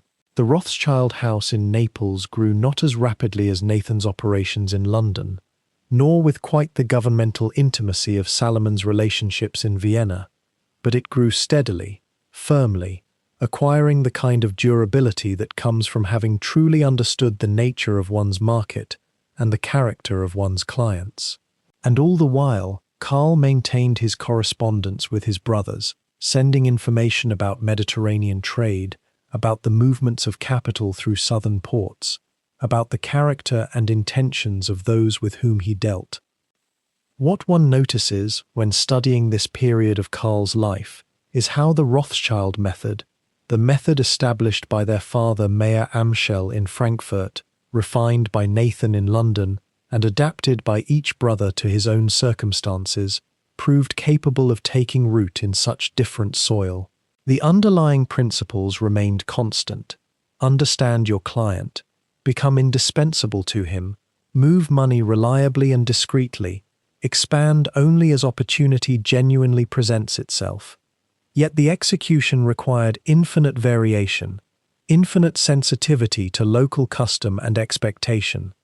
Karl in Naples was not attempting to replicate Nathan in London or Salomon in Vienna. He was instead finding the path that a Jewish banker, with his particular temperament and his family's particular resources, could forge in a Mediterranean kingdom, where the language was different, the climate was different, the architecture of power was different. In doing so, he was proving something his family had always believed but needed to demonstrate again and again, that the principles of sound finance transcend borders, just as the understanding of human nature transcends the particular kingdoms in which it operates. while Nathan was establishing himself in London with the cold precision of bullion tables and ledgers, while Salomon navigated the intricate corridors of Vienna's Habsburg court, and while Karl learned the rhythms of Neapolitan trade, the youngest of the five brothers was finding his footing in a city that had only recently stopped consuming itself. James Rothschild, known to his family as Jacques, arrived in Paris at a moment when the city itself was still catching its breath, still deciding what it would become after the terror had passed and the revolutionary fervor had begun to settle into something more recognizable, more stable, though no less precarious. The Paris he entered was neither the old aristocratic city of the Bourbons, nor yet fully the modern capital it would become, but something in between, a place of opportunity, precisely because it was still unfinished, still remaking itself in the image of new ambitions. The France of 1810, when James first arrived, was still convulsed by Napoleonic wars. The economy was strained. The old banking houses of the Paris elite had been disrupted or diminished. There were fortunes to be made, certainly, but only if one understood the new rules of the game, only if one could navigate between the imperial authorities and the underground currents of money that still flowed through the city's merchant quarters. James was perhaps the most nimble of the five brothers, the most adaptive, the most willing to adjust his manners and methods to the precise tone of whatever room he entered. Where Salomon possessed a kind of formal dignity, where Nathan carried himself with the firmness of a man who dealt in absolute values, James possessed something more subtle, a capacity for conversation, for the small courtesies that made people wish to do business with him, for the ability to seem less threatening than a Rothschild perhaps ought to seem. He came to Paris without extensive connections initially, which might have been a disadvantage had he not possessed something more valuable than connections. He had the backing of his brothers, the network that already spanned from Frankfurt to London, and crucially, he had money. His father, Mayer Amschel, now growing old but still directing the affairs of the house, had determined that James should establish a beachhead in the French capital. The logic was sound, if not immediately obvious. Paris was where power consolidated in France. Paris was where government loans were arranged, where ministries determined their financial needs, where the families of aristocrats still maintained their fortunes despite the political upheavals. Even a revolutionary government, even Napoleon himself, needed banking services. They needed ways to move money discreetly. They needed credit extended on favorable terms. James began, as so many of the Rothschilds had begun elsewhere, modestly. He worked first as a merchant, importing goods, understanding the texture of Parisian commerce from the ground level upward. But his eyes were always on the larger possibilities. By 1812, he had begun to transition from pure merchant activity into currency dealing, into exchanges that required not just goods, but an understanding of international finance, the kind of understanding that a family spread across Europe could possess uniquely. A shipment of goods from London required English currency. That currency needed to be converted into French francs at a rate that benefited the Rothschild house. And to know the true rate, to know the fluctuations before they became common knowledge, one needed to be connected to sources of information that moved faster than official channels. This is where the network that the five brothers had begun to weave became truly invaluable. Imagine, if you will, the geography of communication in the early 19th century. A merchant in Paris might learn about a change in British policy in a week, perhaps two. But the Rothschilds had their own channels. Information moved from London to James through letters that carried details that had not yet entered the public sphere. Nathan, in his warehouses by the Thames, would know about movements in the bullion markets before they were reflected in official quotations. Salomon, in Vienna, would hear whispers from the Austrian court about policy shifts. And all of this intelligence, flowing through private correspondence, through trusted couriers, through the invisible threads of family communication, gave James an advantage that was not merely financial, but informational. He could see the shape of the future before others could even glimpse its shadow. The post-Napoleonic period, when it came, was James's true moment of ascendancy in Paris. When Napoleon fell for the first time in 1814, when the Bourbons returned and the old order seemed to be restoring itself, France faced an enormous problem. It owed vast sums to the Allied powers that had defeated the emperor. The reparations were staggering. The government needed to borrow money, needed to refinance its debts, needed banking houses that could move capital on an international scale and convert the abstract idea of government credit into actual coins that could be paid out. And which banking houses possessed that capacity? The old Parisian families, certainly, but they were weakened and insular. The British banks, powerful, but somewhat viewed with suspicion in France. And then there were the Rothschilds. James positioned himself as the bridge, the house that could manage French finances while remaining connected to the broader European network. He established himself as a loan merchant, as a handler of government securities, as a man who could arrange the movement of capital across borders in ways that seemed almost miraculous to those who did not understand the mechanism. The French government needed the Rothschilds, whether it fully acknowledged it or not.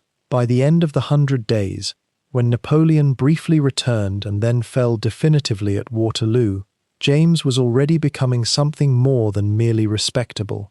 He was becoming essential. What made James's rise in Paris particularly noteworthy was his capacity to maintain respectability in a society that had only recently become less overtly hostile to Jewish merchants, but no less suspicious of them. A Rothschild in Paris was still a foreigner, still a Jew, still someone whom certain segments of the aristocracy and bourgeoisie might view with a combination of disdain and nervousness. But James possessed what might be described as a protective coating of charm and discretion. He conducted his business quietly. He did not flaunt his wealth or his connections. He maintained a certain distance from the flashier aspects of Parisian society, even as he came to dominate its financial underpinnings. This discretion was not merely temperament, it was strategy. The more invisible the hand that moved money through the system, the less resistance it encountered. By 1817, James had established the House of de Rothschild Frères in Paris. Note the name, Frères, brothers. It was a conscious choice. It advertised his connection to his siblings in other capitals, suggested that this was not merely a local operation but part of something larger, more resilient, more capable of moving money in ways that isolated banks could not. And indeed, the very fact that he could sign letters with the knowledge that his brothers across Europe held complementary positions, that they could vouch for his credit, that they could move capital to support him, meant that his own credit was enhanced exponentially beyond what his individual fortune would have suggested. The French market, particularly in government bonds and in refinancing arrangements, became James's domain. Where Nathan focused on bullion and the movement of specie, where Salomon cultivated relationships with the Habsburg court and the great magnates of Austria, James became the master of the French loan, the arranger of diplomatic credit, the banker to governments that needed to borrow vast sums. He understood that lending to governments was not entirely different from lending to merchants, but it was different in degree and in the subtlety required. When a government borrows, it borrows with the implicit backing of its entire nation, but it also borrows under conditions of political instability that a merchant might not face. A government loan could be refinanced, could be restructured, could be threatened with repudiation if political circumstances shifted. James navigated these dangers with a combination of prudence and boldness. And beneath the public face of the banker, beneath the careful correspondence and the formal contracts, James was building something that resembled, in its own way, a private banking empire. A house that would grow across the 19th century, that would finance railways and governments, that would become woven so deeply into the fabric of French finance that to separate the Rothschild influence from the structure of French banking would become nearly impossible. But all of that lay in the future. For now, in the years immediately after Waterloo, James was still consolidating his position, still learning the city, still understanding the intricate dance of French finance and French society, still building, with patience and with the backing of his four brothers, the foundation upon which his later dominance would rest. By the spring of 1815, as Napoleon's final defeat approached on the muddy fields of Belgium, the Rothschild family stood at a peculiar crossroads. The brothers had positioned themselves across the financial capitals of Europe, Nathan in London, James in Paris, Salomon in Vienna, Karl in Naples, and Amschel holding the family's centre in Frankfurt. But Waterloo would test whether the machinery they had built in silence could move faster than history itself. This is where legend takes hold, where the story of the Rothschilds begins to shimmer with the quality of myth.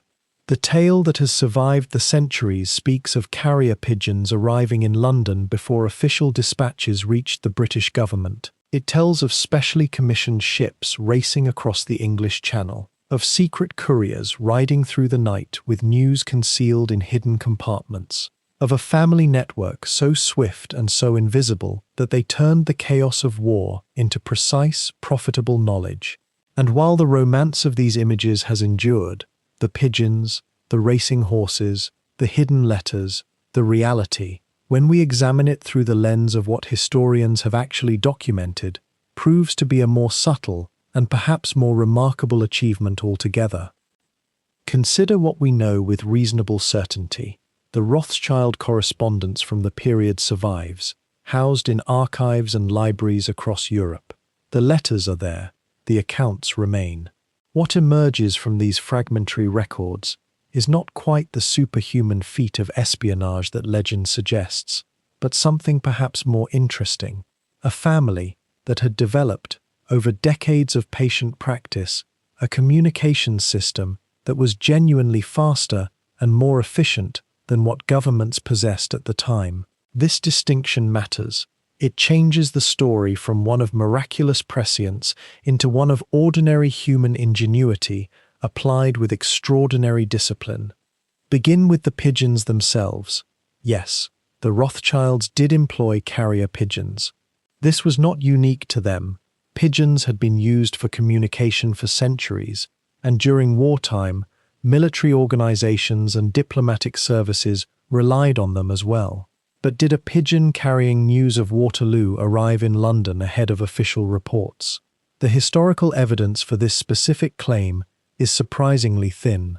The story appears in various 19th-century memoirs and financial histories, but the earliest detailed accounts emerge decades after the event itself, and they tend to grow more elaborate with each retelling. A pigeon becomes 5 pigeons. Pigeons arrive in the afternoon and become arriving at dawn.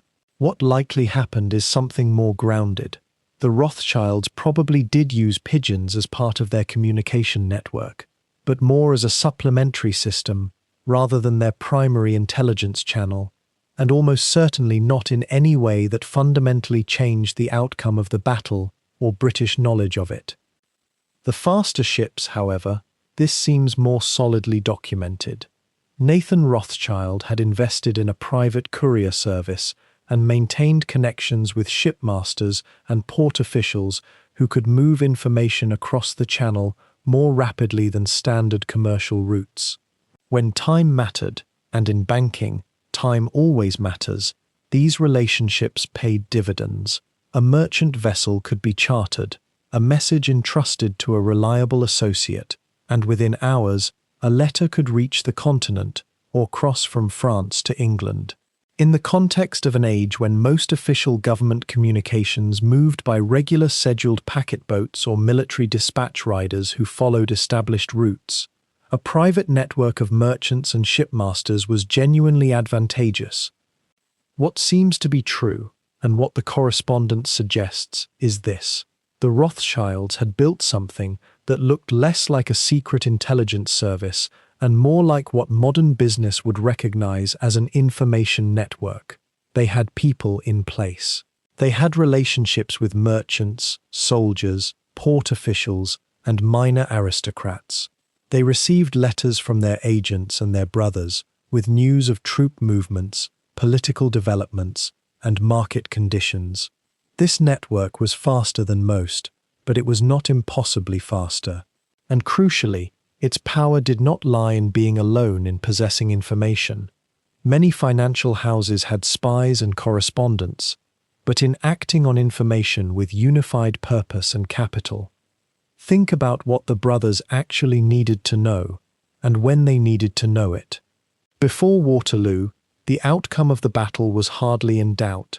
Napoleon had escaped from Elba, returned to France, gathered an army, and faced the British, Dutch, and Prussian forces led by the Duke of Wellington. The expectation in most European capitals was that Napoleon would be defeated again. The London stock market had already begun to rise in anticipation of British victory. So what advantage would it have been to know first that Wellington had won? The timing would have mattered only if Rothschild, betting on that outcome, could move markets before others did. And there is the crux of the legend, the claim that Nathan Rothschild, knowing first of British victory, shorted the market, drove prices down, and then quietly bought up enormous quantities of government securities at depressed prices before the news became public. A fortune made not from the war itself, but from the knowledge of its conclusion. This story has such perfect symmetry, such logical elegance, that it has been repeated in countless accounts. It appears in novels, memoirs, financial histories, and popular documentaries. It feels true because it explains perfectly how the Rothschilds consolidated their wealth at precisely the moment when it mattered most. And yet, when historians have examined the actual market records and the family's letters from the period, the picture that emerges is considerably more complex and considerably less dramatic. What the evidence suggests is that Nathan Rothschild likely did have news of the battle before the general public, but probably not by so large a margin as legend claims. More importantly, the actual movements he made appear to have been more gradual and more subtle than the famous story of a sudden panic sell followed by a massive buyback. The Rothschild letters mention confidence in British victory, ongoing purchases of government stock, and careful attention to market sentiment, but they do not contain the triumphant confession that one might expect if the family had just executed a brilliant financial coup. The most sensible interpretation, perhaps, is that the Rothschilds simply moved earlier and more decisively than their competitors. They had better information. They acted on it faster. But they did so as skilled merchants and bankers typically do, with careful judgment and patience, not with the sort of spectacular sleight of hand that legend suggests. The real innovation, then, was not any individual act of market manipulation or intelligence gathering. It was structural. The Rothschilds had 5 brothers positioned across the financial centers of Europe, each with independent resources, trusted local connections, and a shared commitment to acting in the family's collective interest. When one brother had news, whether it arrived by pigeon, by ship, by courier on horseback, or simply by letter carried through ordinary channels, the information could be acted upon simultaneously across multiple markets. If Nathan in London was buying government securities, Salomon in Vienna might be doing the same. If Karl in Naples had intelligence about Austrian movements, the information could reach Frankfurt in days rather than weeks. The advantage was not in any single act of prescience. It was in being networked when the world was still fragmented. This raises a quieter question, one that historians have pondered with increasing interest in recent decades. How much of the Rothschild fortune actually derived from wartime financial innovation, and how much came from the more ordinary business of international banking, of being a trusted house that governments and merchants alike depended upon? The legend makes Waterloo a hinge moment, a pivot on which the family's entire fortune turns. But if we step back from the drama, If we read the account books and the letters with the emotional temperature turned down, we find a family that was already wealthy before 1815, that was already well positioned in multiple European capitals, and that had already earned the trust of kings and princes. Waterloo did not create that position. It merely consolidated it. The five brothers were not fortune hunters who got lucky. They were merchants and bankers who had built something durable, and who knew how to turn even chaos to their advantage through the accumulated disciplines of decades. The carrier pigeons remain in the story, though. They have become almost mythological, the perfect symbol for the family's uncanny ability to know things before others knew them. Whether they actually carried the news of Waterloo, or whether they simply carried other important messages at other times, they have crystallized in collective memory into an image of invisibility and speed. The pigeons, real or legendary, represented something true about the family's approach. They had learned to move information through channels that others did not fully understand or could not fully access. And in an age when information was genuinely scarce and moved slowly, that skill was a form of power that transcended any single transaction or exploit. By the time official news of Waterloo reached the public, the Rothschild network had already absorbed the implications, shared them among the brothers, and begun to act. That may not have made them rich. It may have merely made them richer, faster, at precisely the moment when the world itself was being remade. What emerged from those years of patient positioning, from Nathan's methodical trades on the London Exchange, from Salomon's careful cultivation of Vienna's imperial circles, from James's elegant navigation of Paris's financial salons, from Karl's Mediterranean networks, and from Amschel's steadfast guardianship of Frankfurt, was something that had never quite existed in European banking before. It was not simply a family business scattered across 5 cities. It was something far more elegant and far more potent, a living, breathing network of 5 interconnected houses that operated, in many essential respects, as a single organism spread across the continent. Consider for a moment the challenge of moving capital and information across borders in the early 19th century. If a merchant in London needed to transfer funds to Vienna, he faced a choice between slow overland routes through hostile territory during the Napoleonic Wars, through territory that might be occupied or at war, or sea routes that took weeks and carried immense risk. Government couriers were faster, certainly, but they served state interests. Private correspondence moved at the pace of horses and ships, and secrecy was nearly impossible to guarantee. A letter written in London might take 3 weeks to reach Frankfurt, another 3 weeks to receive a reply. By that time, prices had moved, opportunities had vanished, the moment had passed. The Rothschilds compressed this timeline in ways their competitors could not have imagined. When Nathan learned something of importance on the London market, he did not simply wait for a letter to be written, folded, sealed, and sent by courier.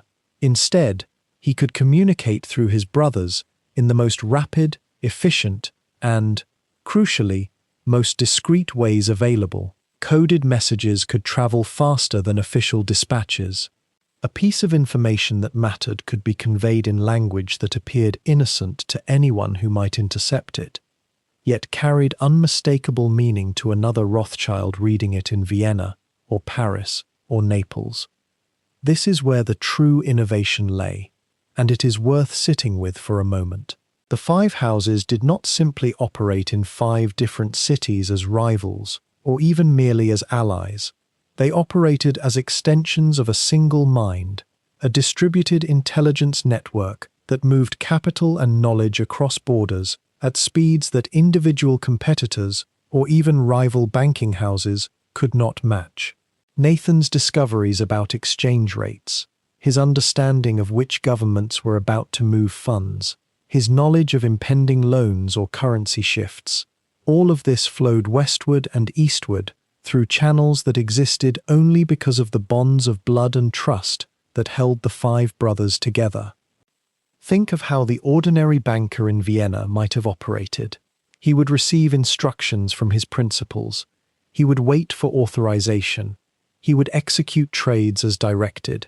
He would report back when the business was complete. Weeks might pass. The world might have shifted entirely, but the Rothschilds operated differently. Salomon in Vienna, seeing a likely opportunity, did not need to wait for instructions from Frankfurt. He could act with confidence, knowing that his brothers, particularly Nathan, who had become the family's supreme strategist in matters of capital and timing, would support whatever moves he made. If he purchased a government bond that would soon become profitable, he knew that the knowledge of this purchase was already being considered in London and Paris, that his brothers were positioning themselves to benefit from the same opportunity or to hedge against shared risks.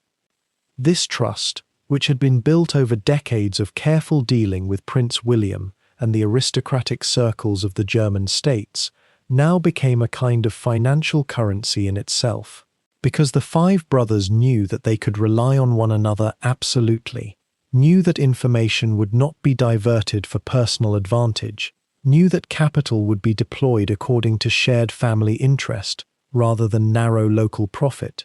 They could move with an agility and coordination that made them almost invisible to slower competitors. There is something almost musical in the way this operated. James in Paris might commit significant capital to a bond issue that would support French reconstruction. At the same time, Nathan in London was positioning himself to benefit from the upheaval in currency markets that such a financial commitment would create. Meanwhile, Salomon was cultivating relationships with Austrian officials who had not yet decided which way to turn in terms of their own financial strategy. Karl in Naples was watching Italian prices, ready to move when shifts elsewhere in Europe created opportunities. And Amschel in Frankfurt, in the original family house, was maintaining the vast network of correspondence that kept all of this synchronized, the ledgers, the records, the historical memory of what had worked and what had failed. What did this mean in practical terms? It meant that if a government needed to raise capital quickly, the Rothschilds could mobilize resources faster than any other banking syndicate in Europe. It meant that if war was coming, they could position themselves to profit from the financial disruption it would cause. It meant that they could finance military operations for one government while simultaneously providing credit to another, because they understood the larger patterns of European politics in ways that no single city banker possibly could. It meant, crucially, that information flowed to them faster and more reliably than it flowed to their competitors, or indeed, to many governments themselves. The mechanism by which this worked was deceptively simple, even if the execution was complex. Each of the five houses maintained detailed correspondence with the others, written in a mixture of German, Hebrew, and Judendeutsch, Yiddish, which provided a layer of privacy from prying eyes. These letters were not merely business communications. They were conversations between men who understood one another deeply, who had been raised with the same values, the same habits of mind, the same understanding of how trust must be built and protected. When Salomon wrote to Nathan, he was not writing to a colleague or even to a partner. He was writing to a brother who had the power to move capital across continents on the basis of nothing more than a shared understanding and a family commitment. Picture, if you will, a courier riding from Vienna to Frankfurt, carrying letters from Salomon. In those letters, coded language indicated what Salomon had learned about Austrian government intentions. The same courier would then ride to London with similar information, perhaps modified for Nathan's particular interests and concerns. Nathan, receiving this intelligence, would use it to position the London house for whatever opportunity or threat it represented. Meanwhile, James might be receiving parallel intelligence through his own networks in Paris, and Karl through his connections in Naples. By the time other bankers had learned what was happening, the Rothschilds had already moved 3 steps forward. What made this truly revolutionary was the speed differential. In a world where information was power, and where the distance between London and Vienna represented weeks of travel time for ordinary merchants, the Rothschilds had found a way to collapse that distance. They had created a network where the 5 cities operated almost simultaneously, where decisions made in one center could be executed or anticipated in another within days rather than weeks. They had, in effect, invented a form of financial coordination that would not become commonplace in Europe until the invention of the telegraph and later the telephone. And yet, it is important to note, and this is where the historical reality proves more intricate than some of the romantic stories that would later accumulate around the family, that this network did not function perfectly or without friction. The brothers disagreed sometimes. Nathan's aggressive trading style occasionally alarmed the more cautious Amschel. Salomon and Karl had different approaches to the aristocratic courts they served. James developed his own distinct methods in Paris that were not always coordinated perfectly with his siblings' movements elsewhere. The network was sophisticated, but it was also organic, subject to the personalities and preferences of 5 intelligent men who happened to be brothers, not a perfectly synchronized machine.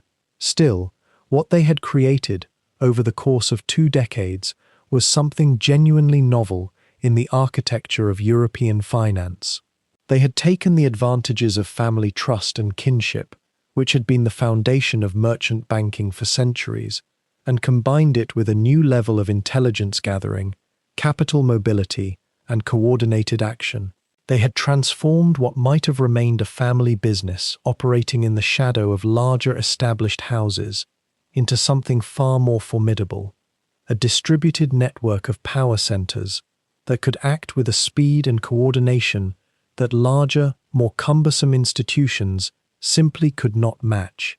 In a world where distance had always meant delay, where borders had always meant obstacles, and where the friction of time had always constrained the movement of capital and information, the 5 Rothschild brothers had found a way to move faster than the constraints of their era should have allowed. By the time the Napoleonic Wars had ended and the dust had settled across the fields of Europe, the Rothschild brothers had already begun to understand something profound about power in the modern age. It was not found in armies or territory, though armies and territory required something far more elusive. They required money. And money, when it moved silently and swiftly across borders, when it was managed by a family bound not by law or contract alone, but by blood and trust and generations of careful accumulation, money became something almost invisible, something almost inevitable.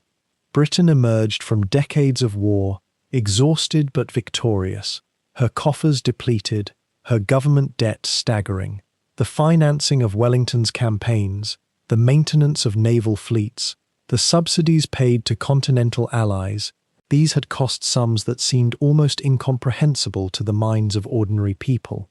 And now, with peace finally arrived, the British government faced a question that no amount of military valor could answer. How would these debts be managed? How would a nation rebuild while carrying such a weight? Nathan Rothschild, by now firmly established in London as more than a mere textile trader, began to position himself in the spaces where governments and finance met. He had been watching carefully for years, observing not just the movements of markets, but the movements of power itself. When British ministers and treasury officials required loans of unprecedented scale, when they needed to consolidate war debts and manage the conversion of military expenditure into the instruments of reconstruction, it was to the Rothschild house in New Court, Lombard Street, that they increasingly turned. What made the Rothschild network uniquely valuable in this moment was something that no single banking house, no matter how wealthy or well-connected, could have achieved alone. Nathan in London could coordinate with Salomon in Vienna, who maintained intimate relations with the Austrian court, and could assess the financial needs of the Austrian Empire as it reorganized itself after the Napoleonic collapse. James in Paris could read the pulse of French finance, could understand what capital flows would stabilize a defeated but still proud nation. Karl in Naples could facilitate the movement of funds through Mediterranean ports. Amschel in Frankfurt, remaining always at the center, could consolidate information and coordinate strategy among the brothers, as if they were parts of a single organism operating across the entire continent. The post-war period presented challenges that seem almost unimaginable to modern sensibilities. Armies needed to be demobilized, territories needed to be stabilized, currency systems that had been warped by decades of conflict needed to be reformed, international trade needed to be reopened after years of continental blockade. And all of this required capital, enormous sums of capital. Capital that needed to move from regions of relative surplus to regions of desperate need, and it needed to move in ways that were coordinated, reliable, and discreet. Consider the situation that faced Britain in particular. The Bank of England had been the center of wartime finance, but even its vast resources had been strained to the breaking point. Private banking houses, working in concert with government, could supplement and extend the reach of official finance in ways that no government institution could manage alone. The Rothschilds understood this perfectly. They understood that a government loan was not merely a transfer of money, but a statement of confidence. And confidence, especially in the delicate years immediately following war, was perhaps the scarcest commodity of all. Nathan Rothschild began to specialize in something that required not just capital but judgment, insight, and an almost unnerving ability to see around corners. He arranged loans for the British government that would be used not merely to service existing debts, but to finance the entire apparatus of post-war reconstruction. These were not small transactions. These were loans measured in millions of pounds, at a time when a pound sterling represented genuine purchasing power, genuine command over resources and labor and materials.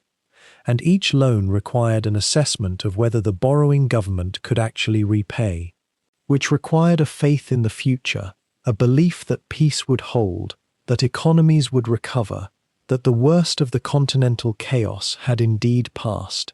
His brothers spread across Europe were engaged in parallel work, each within their own sphere of influence and knowledge. When Austria needed to stabilize its internal finances after the Napoleonic upheaval, when the Austrian Empire needed to rebuild its administrative apparatus and its defenses, Salomon was there, advising, arranging, lending. When France, under the Bourbon Restoration, needed to manage the vast costs of occupation and reconstruction, when French pride and French finances needed to be carefully nursed back to health, James moved through Parisian drawing rooms and government offices with the assurance of a man who understood that he held something precious that others desperately needed. The loans that the Rothschilds arranged during this period were not acts of simple commerce. They carried within them something closer to statecraft. A government that borrows from a private banker creates a relationship, a mutual interest in stability and success. The banker becomes invested, quite literally, in the government's well-being. And when that banker operates across multiple nations, when he understands the strategic position of each European power relative to the others, when he has brothers who can provide intelligence from multiple capitals, well, then that banker becomes something more than a mere financial intermediary. He becomes a node in a network of information and influence that no government could entirely replicate through its own diplomatic channels. By the late 1810s and into the 1820s, the Rothschild houses had become the primary source of substantial loans for multiple European governments. Britain's post-war debt consolidation, Austria's reconstruction financing, France's indemnity payments and rehabilitation loans. Even smaller powers began to look to the Rothschilds when they needed capital for infrastructure projects, for military reorganization, for the thousand small expenses of running a modern state in an era of radical change. What is perhaps most striking about this period, if one moves past the surface narratives and examines the documentary evidence carefully, is the remarkable efficiency of it all. The wars had ended, the borders had been redrawn, the Congress of Vienna had established a new international order, and within that order, the Rothschild family had quietly positioned itself as something approaching a central bank for the entire continent, not through conquest or political revolution, but through the patient accumulation of trust and the shrewd management of capital in moments when capital was desperately needed. The five brothers, scattered across Europe as they were, had somehow managed to create an integrated financial system that moved money and information with a speed and coordination that astonished their contemporaries. They financed wars and reconstruction with equal facility. They moved capital in ways that seemed almost prescient, as if they possessed knowledge not available to others. And in truth, they possessed something almost as valuable. They possessed family connections that allowed them to act with a unity of purpose that no set of competing private banks could hope to match. By the early 1820s, the question was no longer whether the Rothschilds would become a major force in European finance. That outcome was already secured. The question that began to emerge, quietly at first in the letters exchanged in Judendeutsch script between the brothers, was how far their influence could extend. What other sectors of the European economy might benefit from their particular talents for capital mobilization? What other forms of power might follow from control over the financing of nations? By the time the five brothers had established themselves across Europe's capitals, the question of how to keep their operations hidden from rival bankers, competitors, and hostile governments had become as urgent as breathing. And so the family developed two interlocking systems of secrecy that would become as much a part of their identity as their name itself. The first was visual, a crest they adopted that somehow managed to say everything while revealing nothing to those who did not know how to read it. The five arrows. They appeared on letters, on seals, on the walls of their counting houses, and in the margins of documents that passed between the brothers with the regularity of pulse beats sent across the continent. 5 arrows, each one held in a single fist. Some sources suggest they represented the 5 sons themselves, each one a shaft of purpose aimed at the same target. Others propose they symbolized the 5 branches of commerce the family claimed to operate. But the truth, like so much about the Rothschilds, was richer and more layered than either explanation alone could contain. The 5 arrows spoke of unity, of brothers bound by blood and business, acting in concert toward ends that no single competitor could resist. They were a family crest in the oldest sense, yes, but they were also something newer and more modern, a corporate symbol almost, that said to those who needed to understand, "We are 5, we are one, we are watching the same horizon." What is remarkable is that the arrows did not announce wealth in the way a coat of arms might trumpet nobility or ancient lineage. They were deliberately modest in their presentation, understated, even austere. They contained no gold leaf or ornament, no lions rampant or crowns, just 5 arrows, each identical, each held with equal strength. This was deliberate. The Rothschilds understood that in the world of high finance, discretion was not merely a virtue, it was armor. The families that shouted their fortunes found themselves targets for taxation, for confiscation, for the envious attention of princes who might suddenly demand loans be forgiven or assets transferred, but a symbol that could be glanced at and forgotten, that meant something only to those who belonged to the inner circle, that was far more potent. The second system was linguistic, and perhaps it was even more ingenious than the 5 arrows.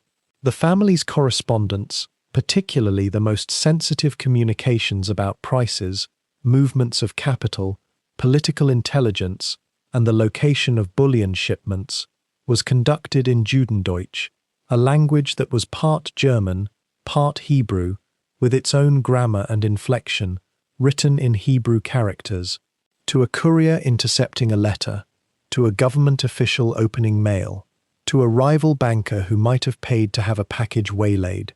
Such a document would appear to be religious in nature, possibly a letter from a rabbi or a passage from a sacred text. A Hebrew script letter seemed to belong in the realm of private devotion, not commerce. It was camouflage wrapped in the legitimacy of faith. Judendeutsch was the voice of Frankfurt's Jewish quarter, the everyday tongue of the Judengasse, but when written in Hebrew letters, it became something else entirely. It became a code that did not announce itself as such. A merchant's wife in Vienna might puzzle over a letter addressed to her husband. A postal official in Paris might glance at it, see only religious Hebrew characters, and send it on without opening it. The brilliance lay in how it hid not through elaborate cipher or numerical substitution, but through cultural camouflage. It said to the world, "This is not your business. This is family. This is sacred." The letters themselves, when we can examine them now, reveal a particular care in their composition. The writing is careful, sometimes cramped, as if the hand holding the quill knew that these words were carrying enormous weight.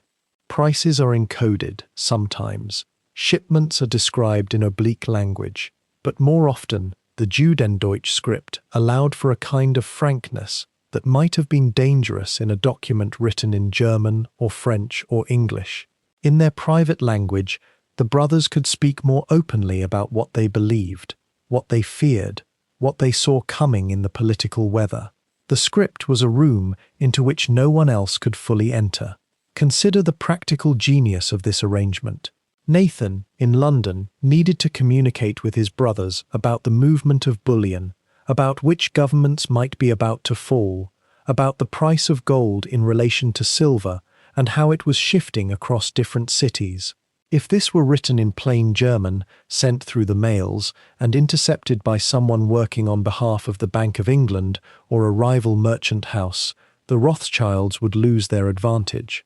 But a letter that appeared to be a religious text, written in Hebrew characters in the Judendeutsch dialect, could move across the continent with less suspicion and less scrutiny than almost any other form of communication. Customs officials, trained to watch for commercial correspondence, might pass it through without opening it at all.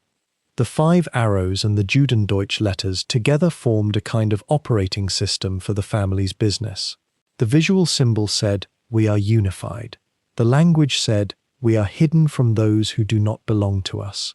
Together, they created a sense that the Rothschilds were operating in a realm that was both public, they dealt with princes and governments in the open market, and utterly private. Their true deliberations, their actual knowledge, their deepest fears and strategies, these remained locked away in a script that their rivals could not read, in a crest that their competitors could not decode. It is worth sitting with what this reveals about power in the world of finance. The true power, it seems, is not in the loudest proclamation, not in the grandest building or the most ostentatious display. It is in the ability to communicate clearly with those who matter, while remaining invisible to those who do not. It is in the creation of an inner circle so secure, so bound by blood and language and mutual understanding, that the outside world can only guess at what passes between them. The 5 arrows did not say, "We are rich," though they were. They said, "We are one," and that unity proved to be worth far more than gold. The Judendeutsch letters, meanwhile, remind us that the Rothschilds never fully severed their connection to the world of the ghetto, to the community from which they had risen. Even as they moved through the halls of palaces and counted the wealth of nations, they kept their mother's tongue alive, kept it sacred, kept it as the vessel in which their most precious communications were poured. In this way, the symbols and scripts of their secretive life told the story of their rise as fully as any ledger might, a story of a family that had learned to navigate between 2 worlds, keeping each at arm's length, belonging truly to neither, and somehow commanding both.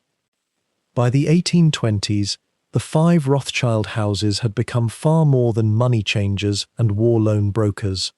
They had transformed into something Europe had never quite seen before, a coordinated financial apparatus that could sense opportunity across an entire continent, almost as if they shared a single merchant's instinct. And as the fever of industrial transformation began to grip Europe, as smokestacks rose and iron rails cut through countryside that had known only cart roads for centuries, the Rothschilds positioned themselves not as observers of this change, but as its architects. The railway was the great technological obsession of the age. Where others saw uncertainty and risk in these new steam-powered ventures, the Rothschilds saw a repeating pattern they already understood intimately, the same pattern that had made them wealthy funding wars. Governments needed capital, vast sums, and the men who could move that capital across borders without it being seized or taxed or delayed held an almost invisible advantage. Salomon, from his position in Vienna, became early and deeply involved in financing the Austrian rail system. He understood something crucial that many of his competitors did not, that building railways was not primarily an engineering question. It was a political question. Every rail line had to serve aristocratic interests, had to connect Habsburg territories in ways that strengthened imperial control, had to open trade routes that benefited Vienna.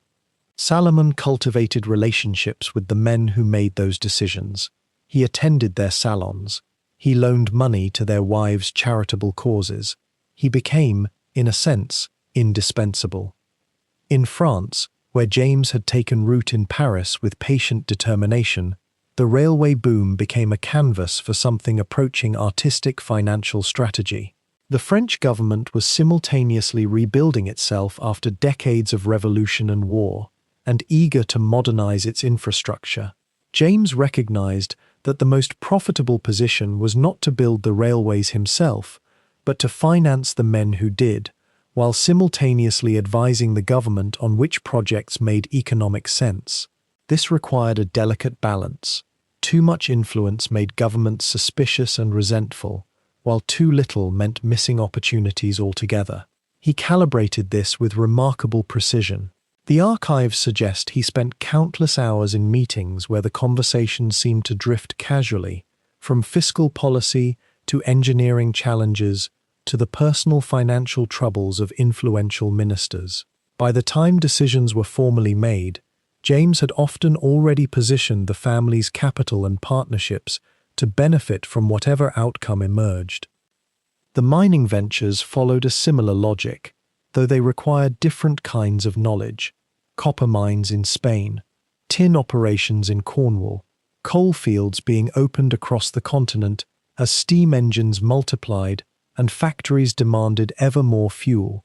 The Rothschilds invested not just capital but also careful attention to the men who ran these operations.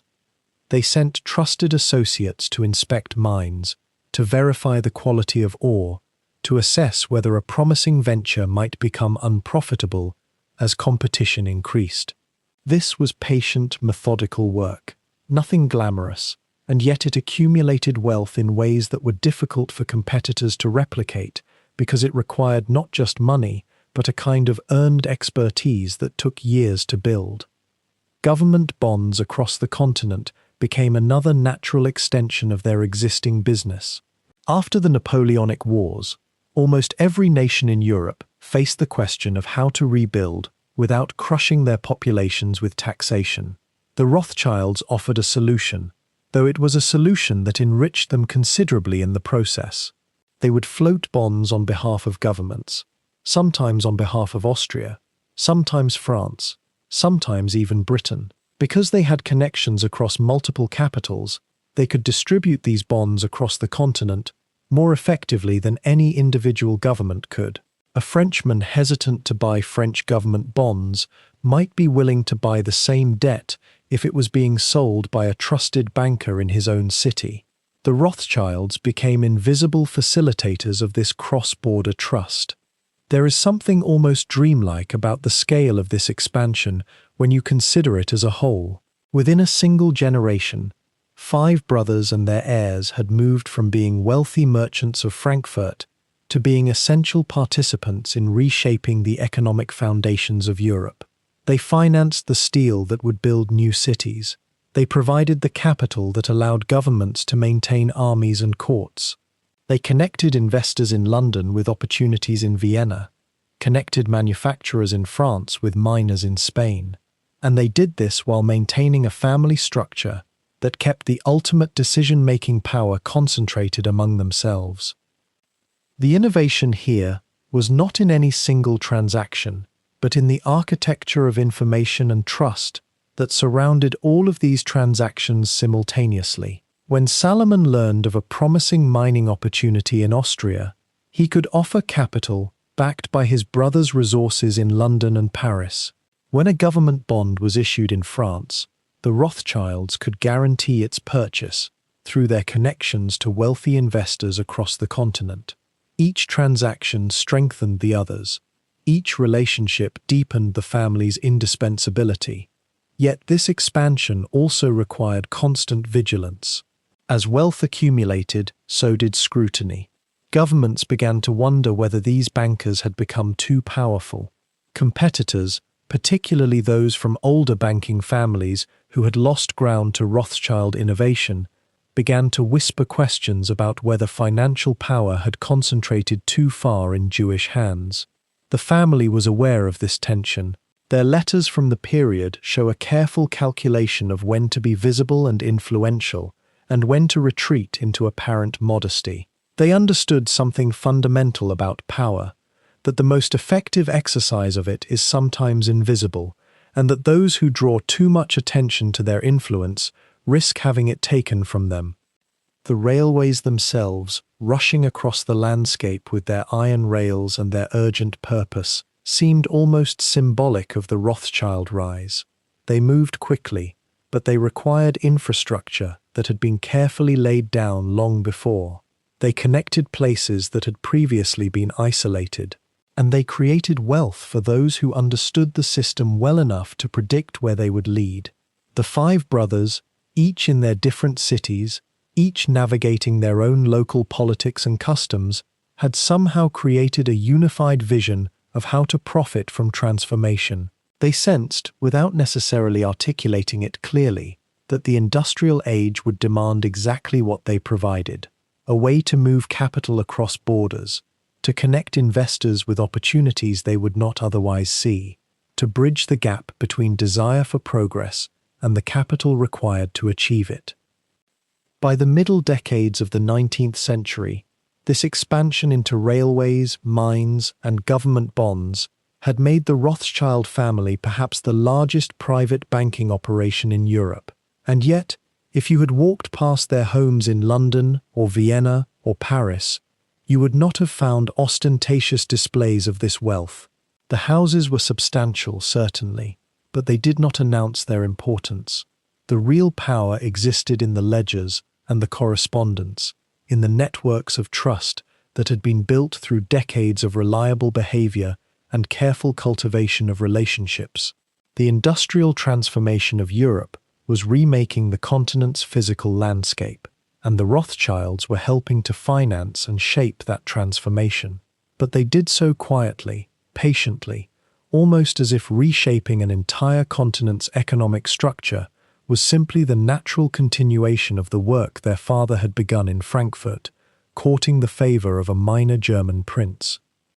The very success that made the Rothschilds indispensable to crowns and governments also made them visible in ways that many merchant families were not, and visibility, especially for a Jewish family risen to such prominence so swiftly, carried dangers that were as old as prejudice itself. As their wealth accumulated and their names appeared in ledgers across Europe, so too did whispers, rumors, caricatures that grew more elaborate with each passing year, until the image of the Rothschilds in the popular imagination bore almost no resemblance to the careful, methodical men who actually occupied the banking houses of London, Vienna, Paris, and Frankfurt. It is worth pausing here to understand how those myths took root, not to dramatize them, but to see them clearly for what they were: fears and resentments wearing the costume of explanation. There existed, throughout the 18th and 19th centuries, a deep suspicion of banking itself, a sense that those who moved money invisibly and influenced nations through credit were engaged in a kind of sorcery, a manipulation of reality through numbers and signatures rather than tangible goods.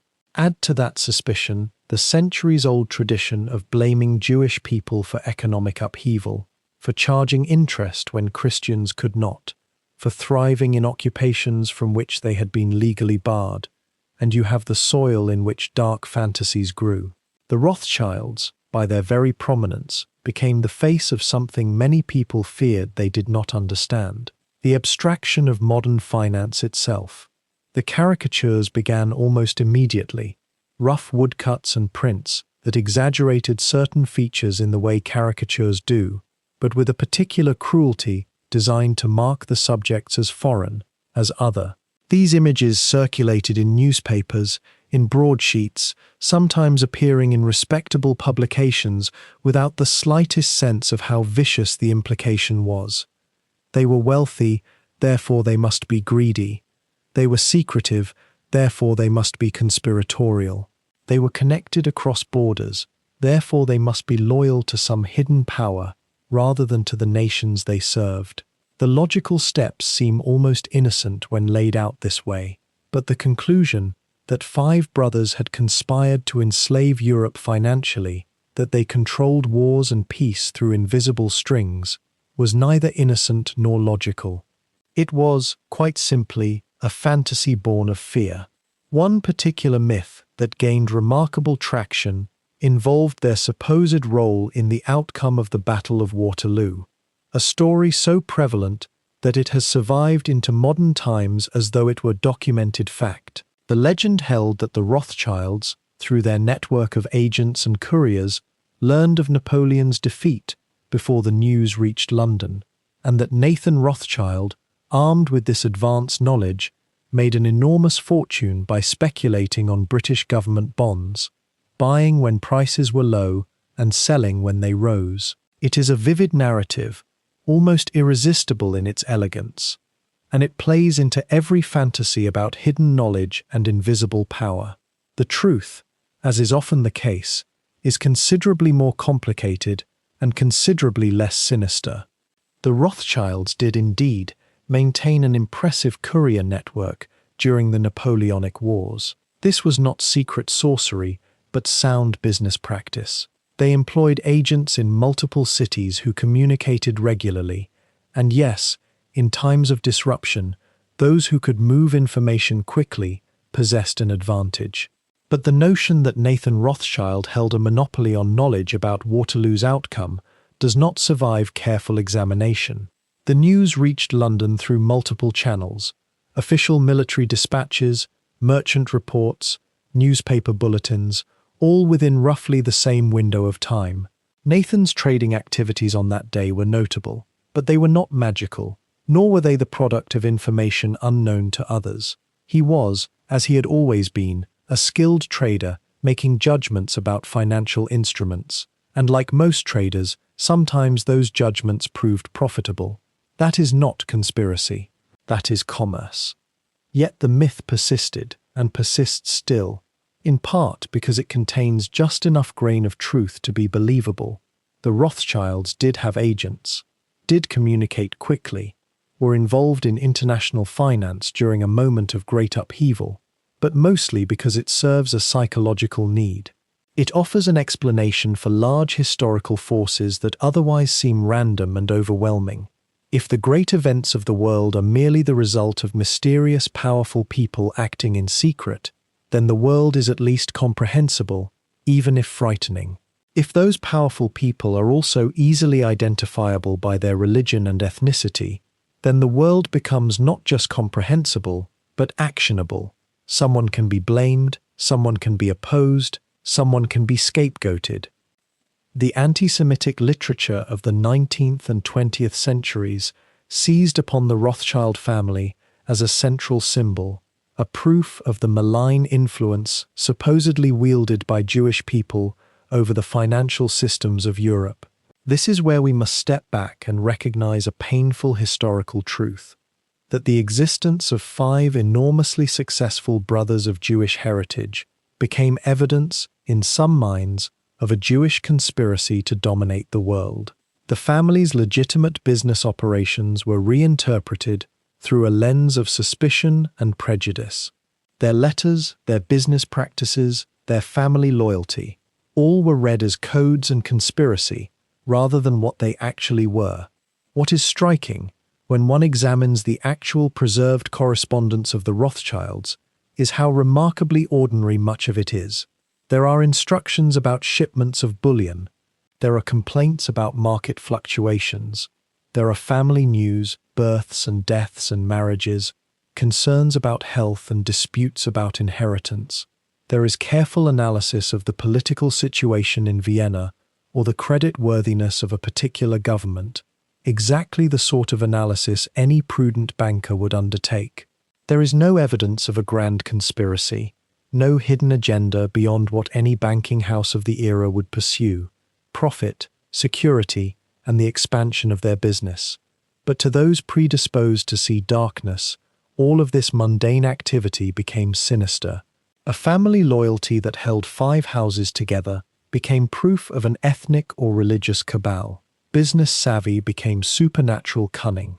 It is important to note that this did not happen in a vacuum, and it did not affect only the Rothschilds. Throughout Europe in the 19th century, as traditional economies gave way to industrial capitalism, as old certainties crumbled, there emerged a powerful need to locate the source of disruption somewhere tangible, somewhere that could be opposed.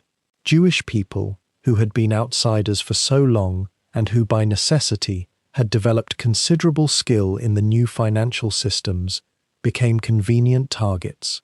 The Rothschilds, by their prominence, became the most visible target of all.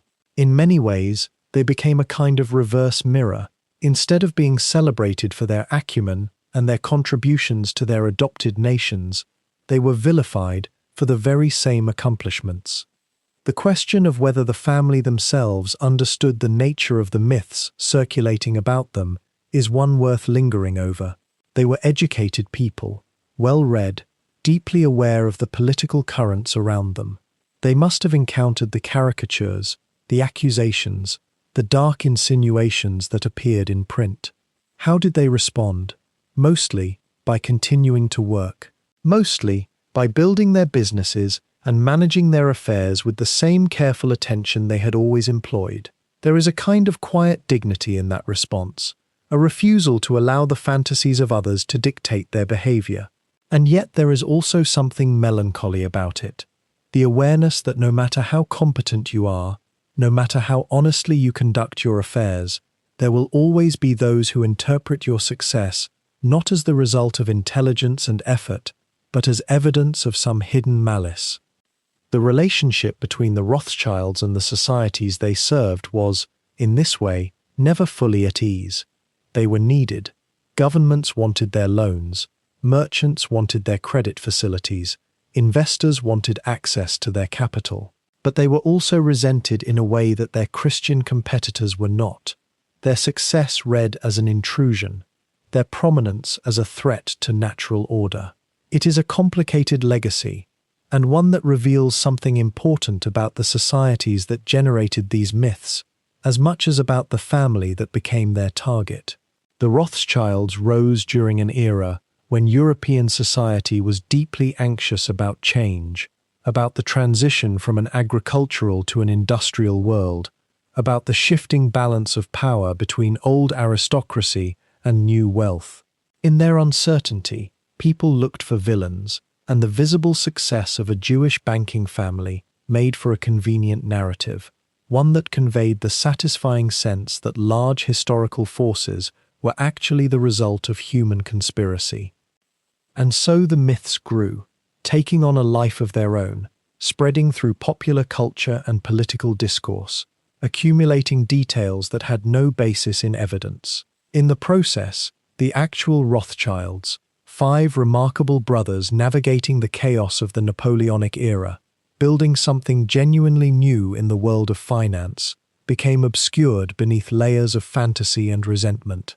To look at them clearly now requires a kind of effort, a willingness to set aside what we think we know about them and to examine what can actually be documented, what can be verified through their own words and actions, and the records they left behind. Beyond the ledgers and the letters of credit, beyond the columns of figures that moved across continents like invisible rivers, there lived a family whose private world was built on rhythms as old as any dynasty. The Rothschilds, for all their mastery of European finance, remained deeply tethered to rituals that bound them together across the distance and distraction of their far-flung houses. Picture Frankfurt as it existed in the early years of their ascendance, no longer the constrained Jewish quarter of their grandfather's time, but still the magnetic center where family gravity pulled strongest. By the 1820s and 1830s, the old house in the Judengasse had expanded, its rooms now filled with the careful accumulation of not just wealth but memory.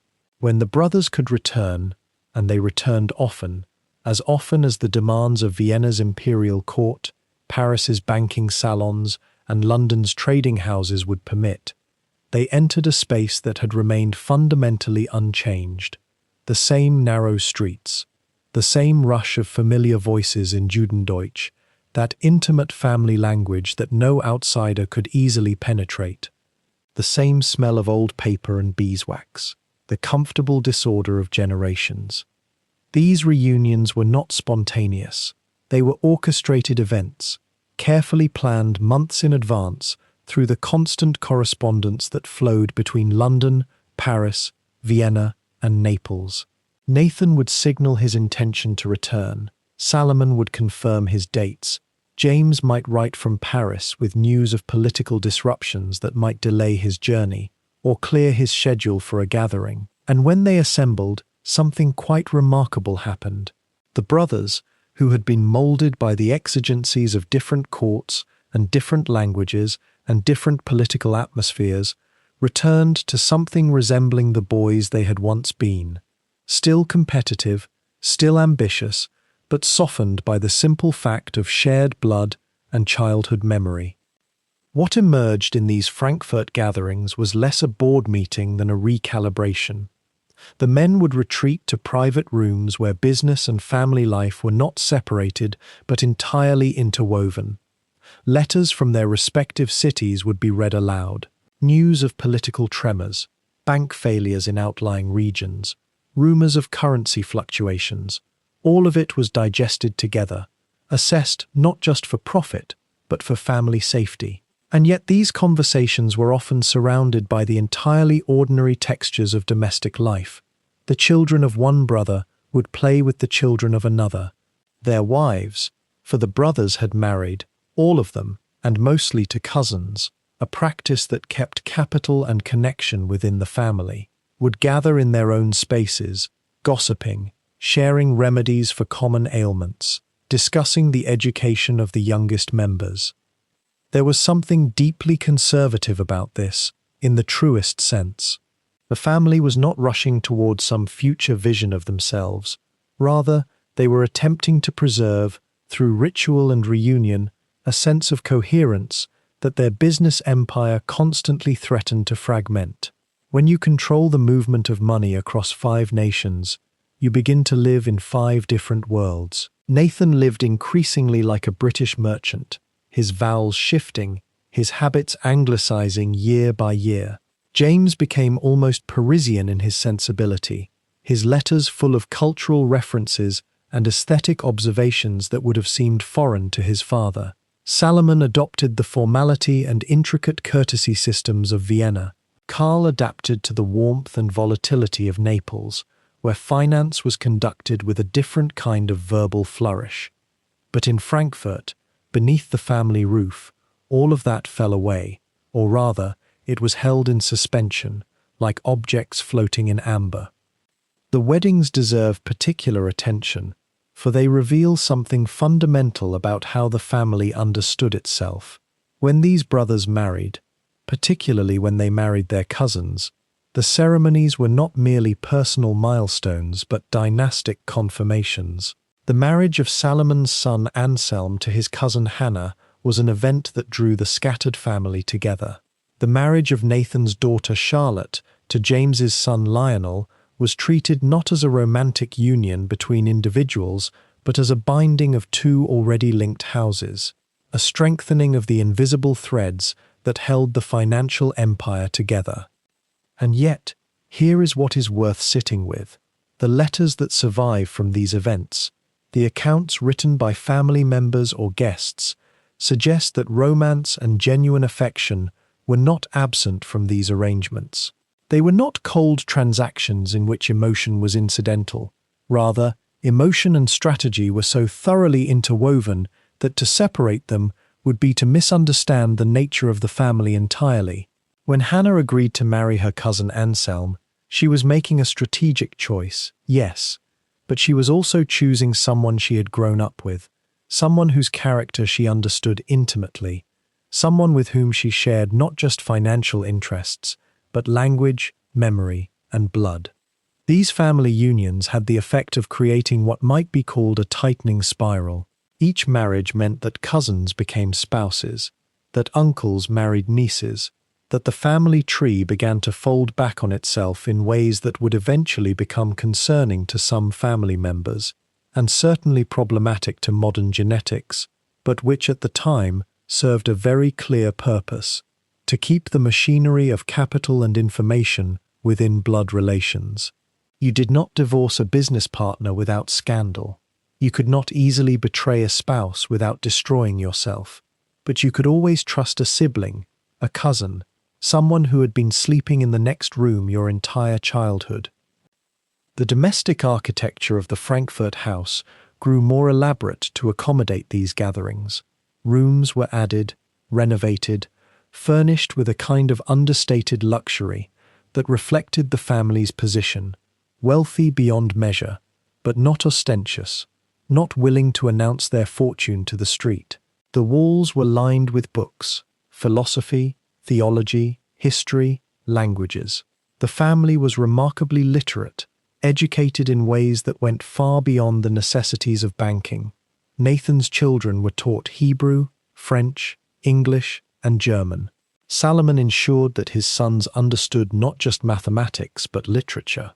The daughters, in an era when female education was still considered a luxury, received serious instruction in languages, music, and history. Why does this matter in the larger architecture of their story? Because the Rothschilds understood, at some level, that their power rested not merely on money, but on information, on education, on the ability to move through the world with fluency and understanding. A banker who could speak only of percentages and principle was vulnerable. A banker who could quote Goethe, discuss philosophy, understand the emotional and psychological currents moving through the courts and salons where money was discussed, had a subtler and deeper kind of leverage. The reunions themselves developed their own traditions.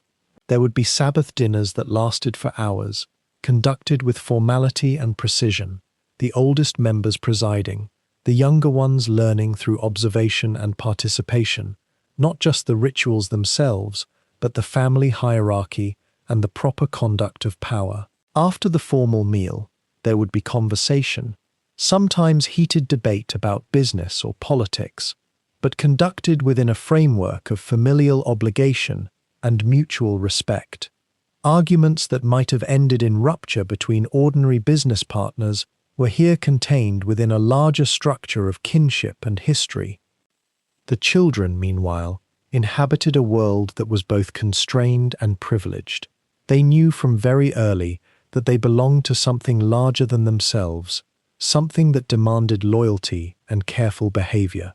They also knew that they lived in comfort and security that most people could scarcely imagine. They were educated not to be ordinary bankers, but to be stewards of a vast patrimony, to understand that with their name came not just wealth, but responsibility, not just advantage, but obligation.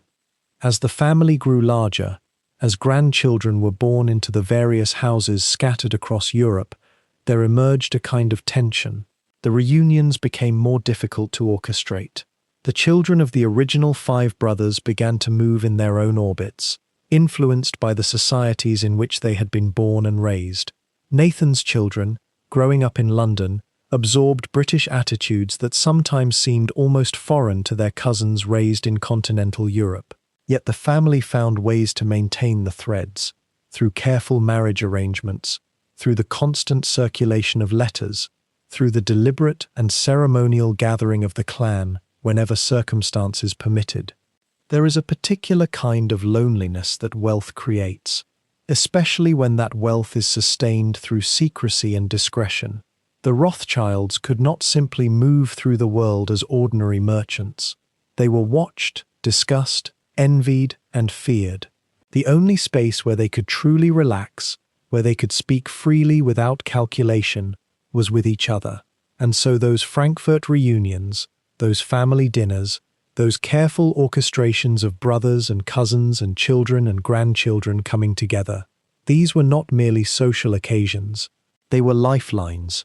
They were the moments in which the family could remember who they were beneath the public drama of their rising fortunes, beneath the rumors and the myths and the gradually accumulating legends that were already beginning to accrue around their name. The private letters that passed between them reveal people of unexpected vulnerability and tenderness. Nathan, the hardest of the brothers, the most ruthlessly businesslike, writes to his siblings with genuine affection. Salomon, the most formal, permits himself moments of humor and warmth when writing to James. The women, Güttele, the matriarch, and her daughters-in-law, emerge from the historical record as people of considerable strength and acumen, managing households, overseeing education, sometimes offering counsel on financial matters, always preserving the emotional coherence of the family, even as the men were scattered across the continent, pursuing their acquisitions of power and wealth. Yet even the most intricate systems, once they have risen to their highest point, begin imperceptibly to shift. And so it was with the five houses, that magnificent interconnected web of banks that had seemed in their 19th century prime to rival the steadiness of empires themselves. The 20th century would arrive with different demands, different dangers, and a kind of fragmentation that no amount of family loyalty could wholly prevent. The five brothers had built something that worked precisely because the world was smaller then, because information moved only as fast as a ship or a courier horse, because a single family united by blood and correspondence could move money faster than governments could tax it. But the world was becoming faster, more interconnected, more volatile, in ways that no patriarch seated in Frankfurt could fully control from a distance anymore. Telegraph wires began to shrink the advantages that once belonged to the Rothschilds alone. Other banking houses grew larger, incorporated differently, operated without the constraint of keeping everything within a single family enterprise. In the 1870s, barely a generation after the brothers had reached the peak of their influence, the structure itself began to show the strain of modernity.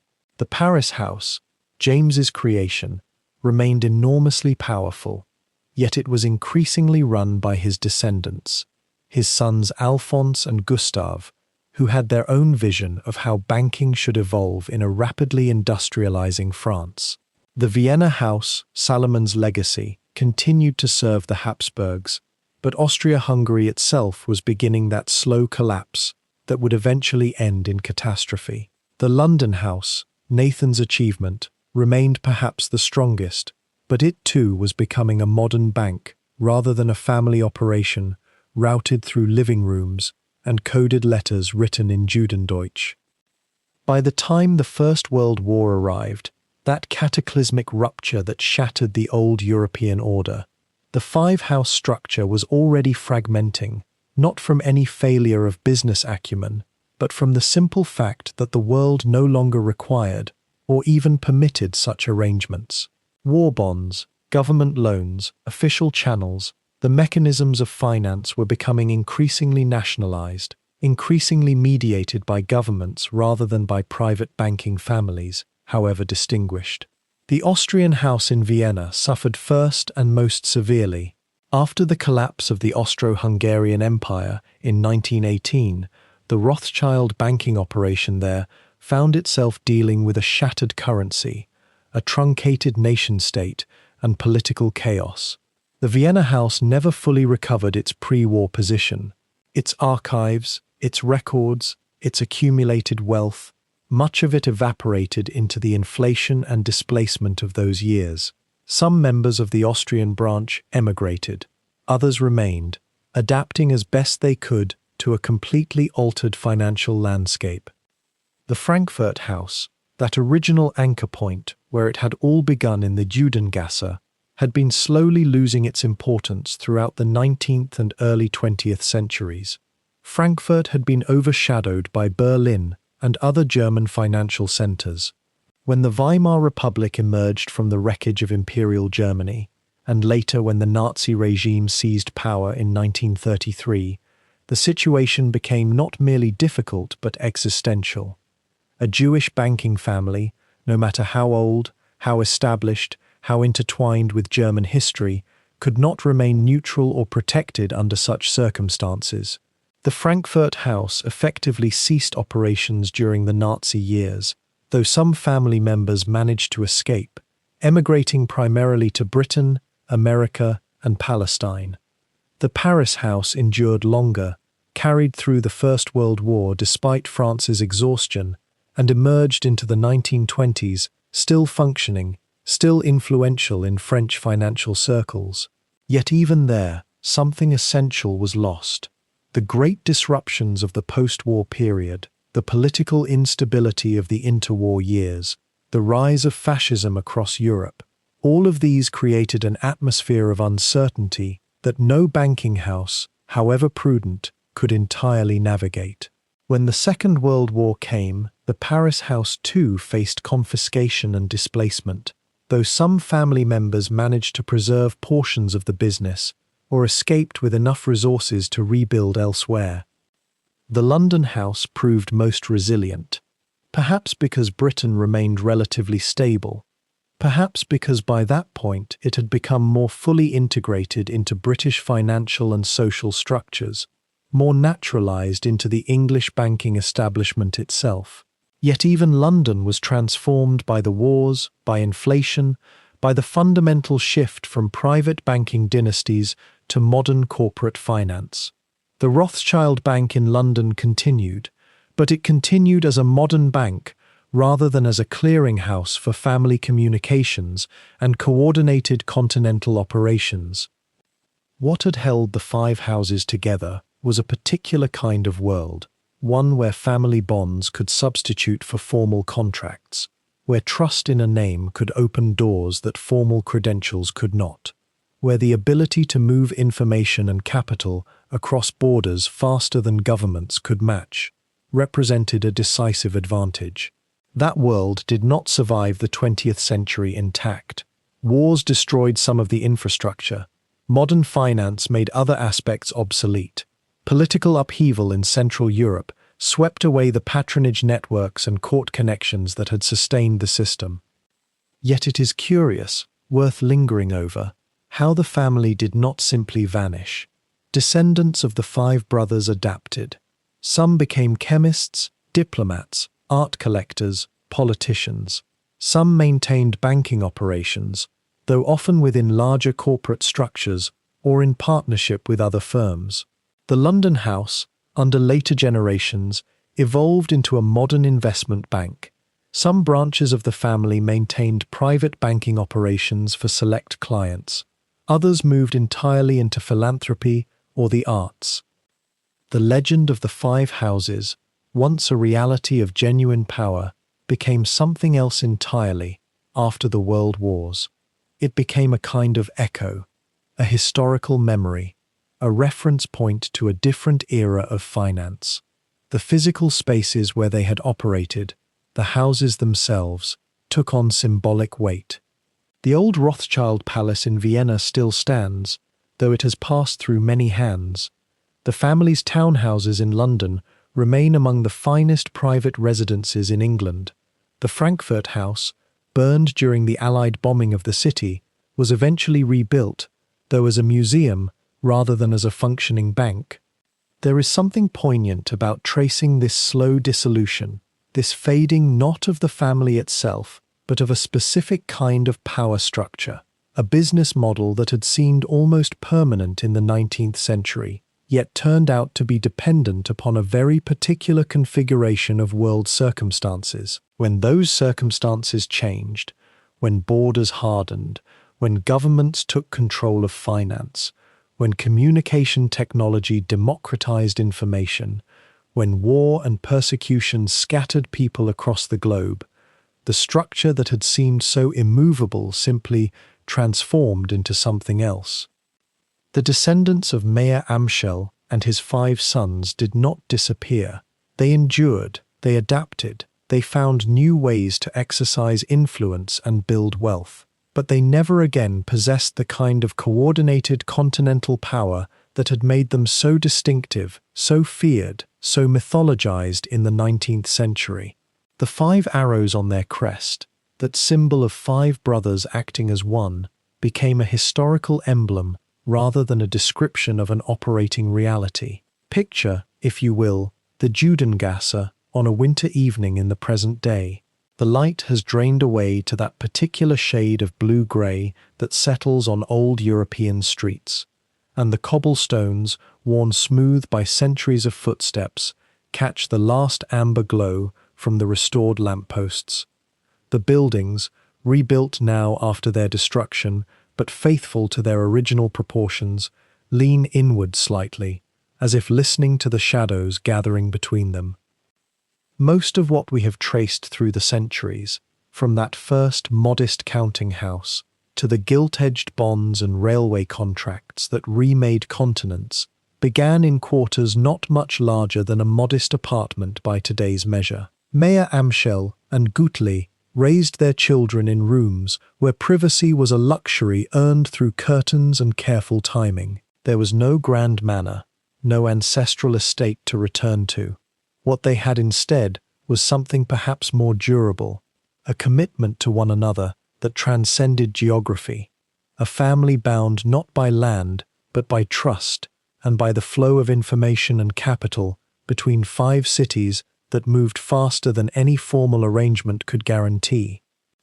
As we consider the long arc of their story, from the constraints of the Frankfurt ghetto through the peaks of empire and into the quieter chapters of the modern age, what emerges is not a tale of conspiracy or shadowy omnipotence, but something quieter and more human. Here were 5 brothers who understood a fundamental truth, that in a world fractured by war and borders and the endless suspicions of nations, trust becomes the most valuable currency of all, more valuable perhaps than gold. They did not invent modern banking, though they refined and revolutionized it. They did not single-handedly reshape Europe, though their decisions rippled across it. What they did was something stranger and more subtle than either of those mythologies. They recognized that information moves faster than armies, that family loyalty could be structured as a business strategy, and that those who can move money quietly and swiftly across hostile frontiers hold a kind of power that even kings must eventually acknowledge. Yet it was a power that rested entirely on a foundation of reliability.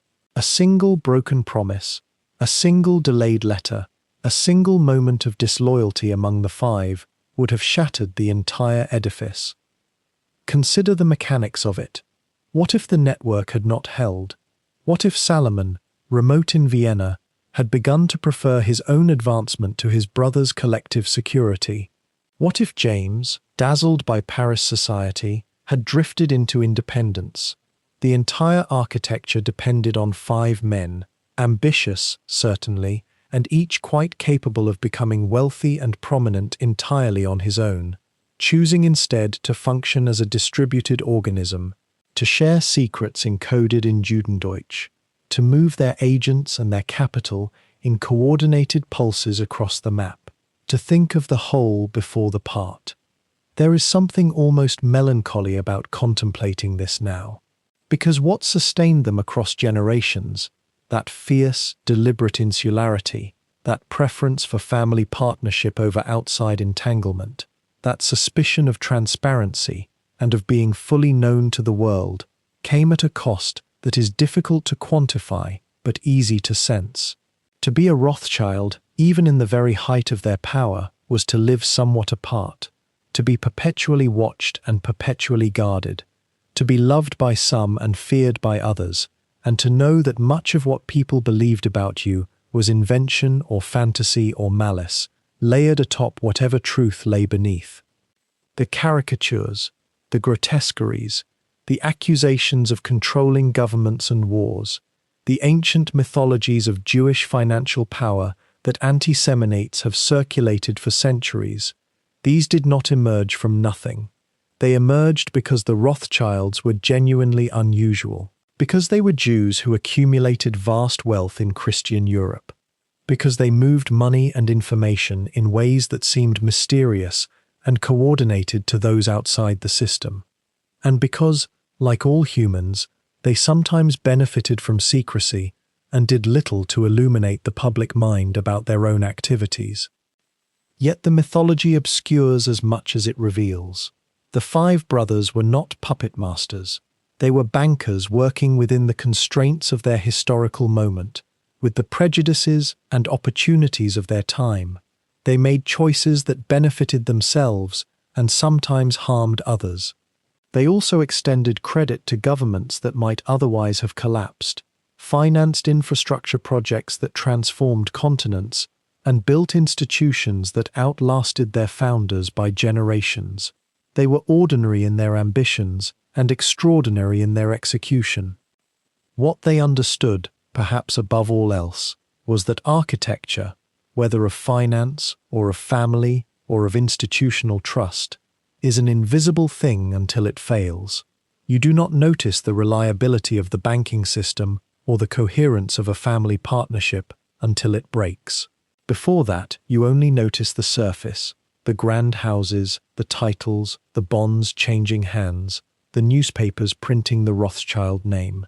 The actual work, the careful cultivation of relationships, the relentless attention to accuracy and correspondence, the willingness to be boring and methodical when flash and spectacle might have been easier, that remains largely unseen.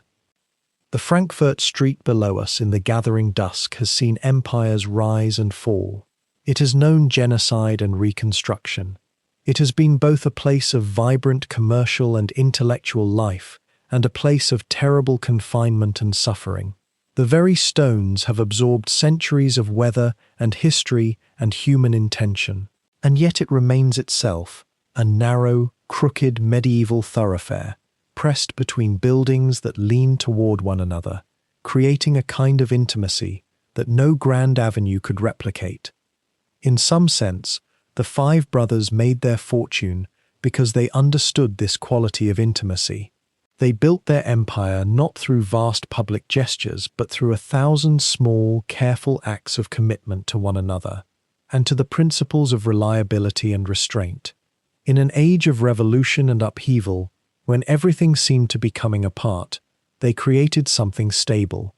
That stability was built on secrecy, yes, but also on something harder to dismiss: genuine competence and genuine family loyalty. We live now in an age that worships transparency and distrusts anything hidden.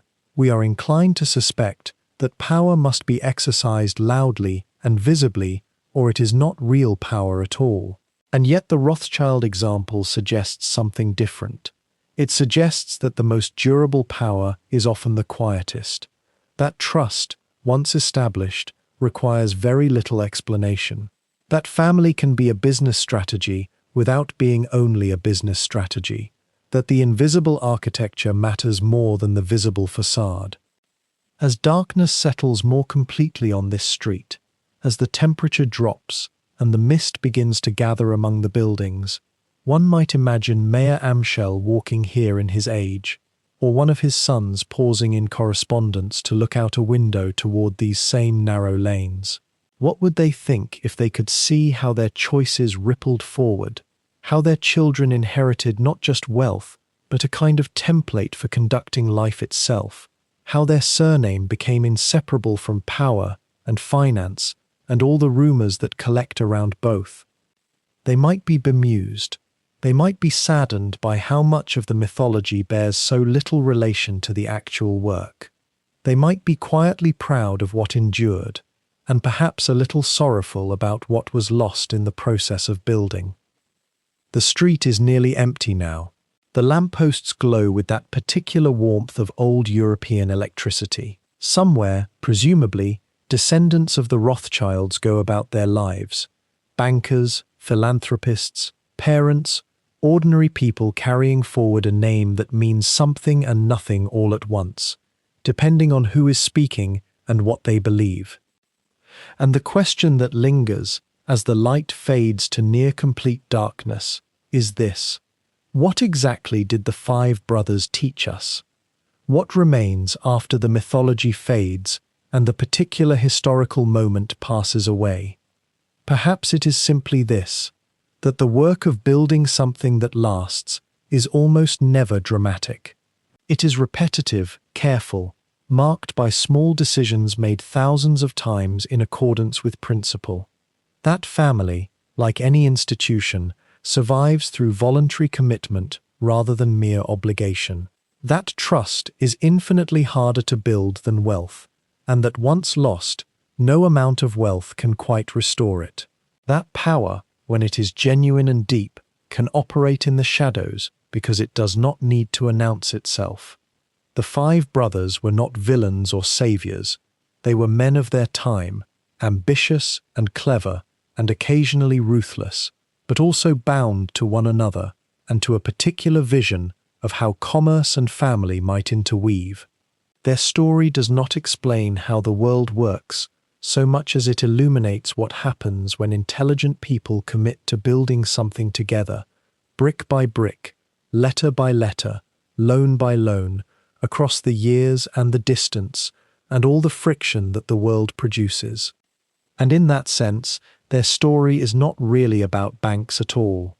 It is about patience, about the quiet confidence that accrues from doing difficult things well, about the choice to remain connected even when independence would be simpler, about the understanding that the greatest fortunes are built not in a day or a year, but across generations, through 1,000 moments of choosing to be reliable when it would be easier to be unreliable.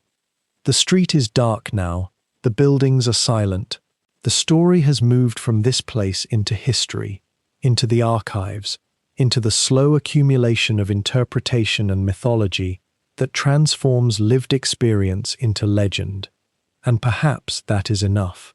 Perhaps the greatest gift that the five brothers left was not their wealth or their influence, but the example of how to build something that outlasts you, how to trust, strategically and genuinely, across distance, how to be quiet in an age of noise, how to remain connected in an age of fragmentation, how to persist.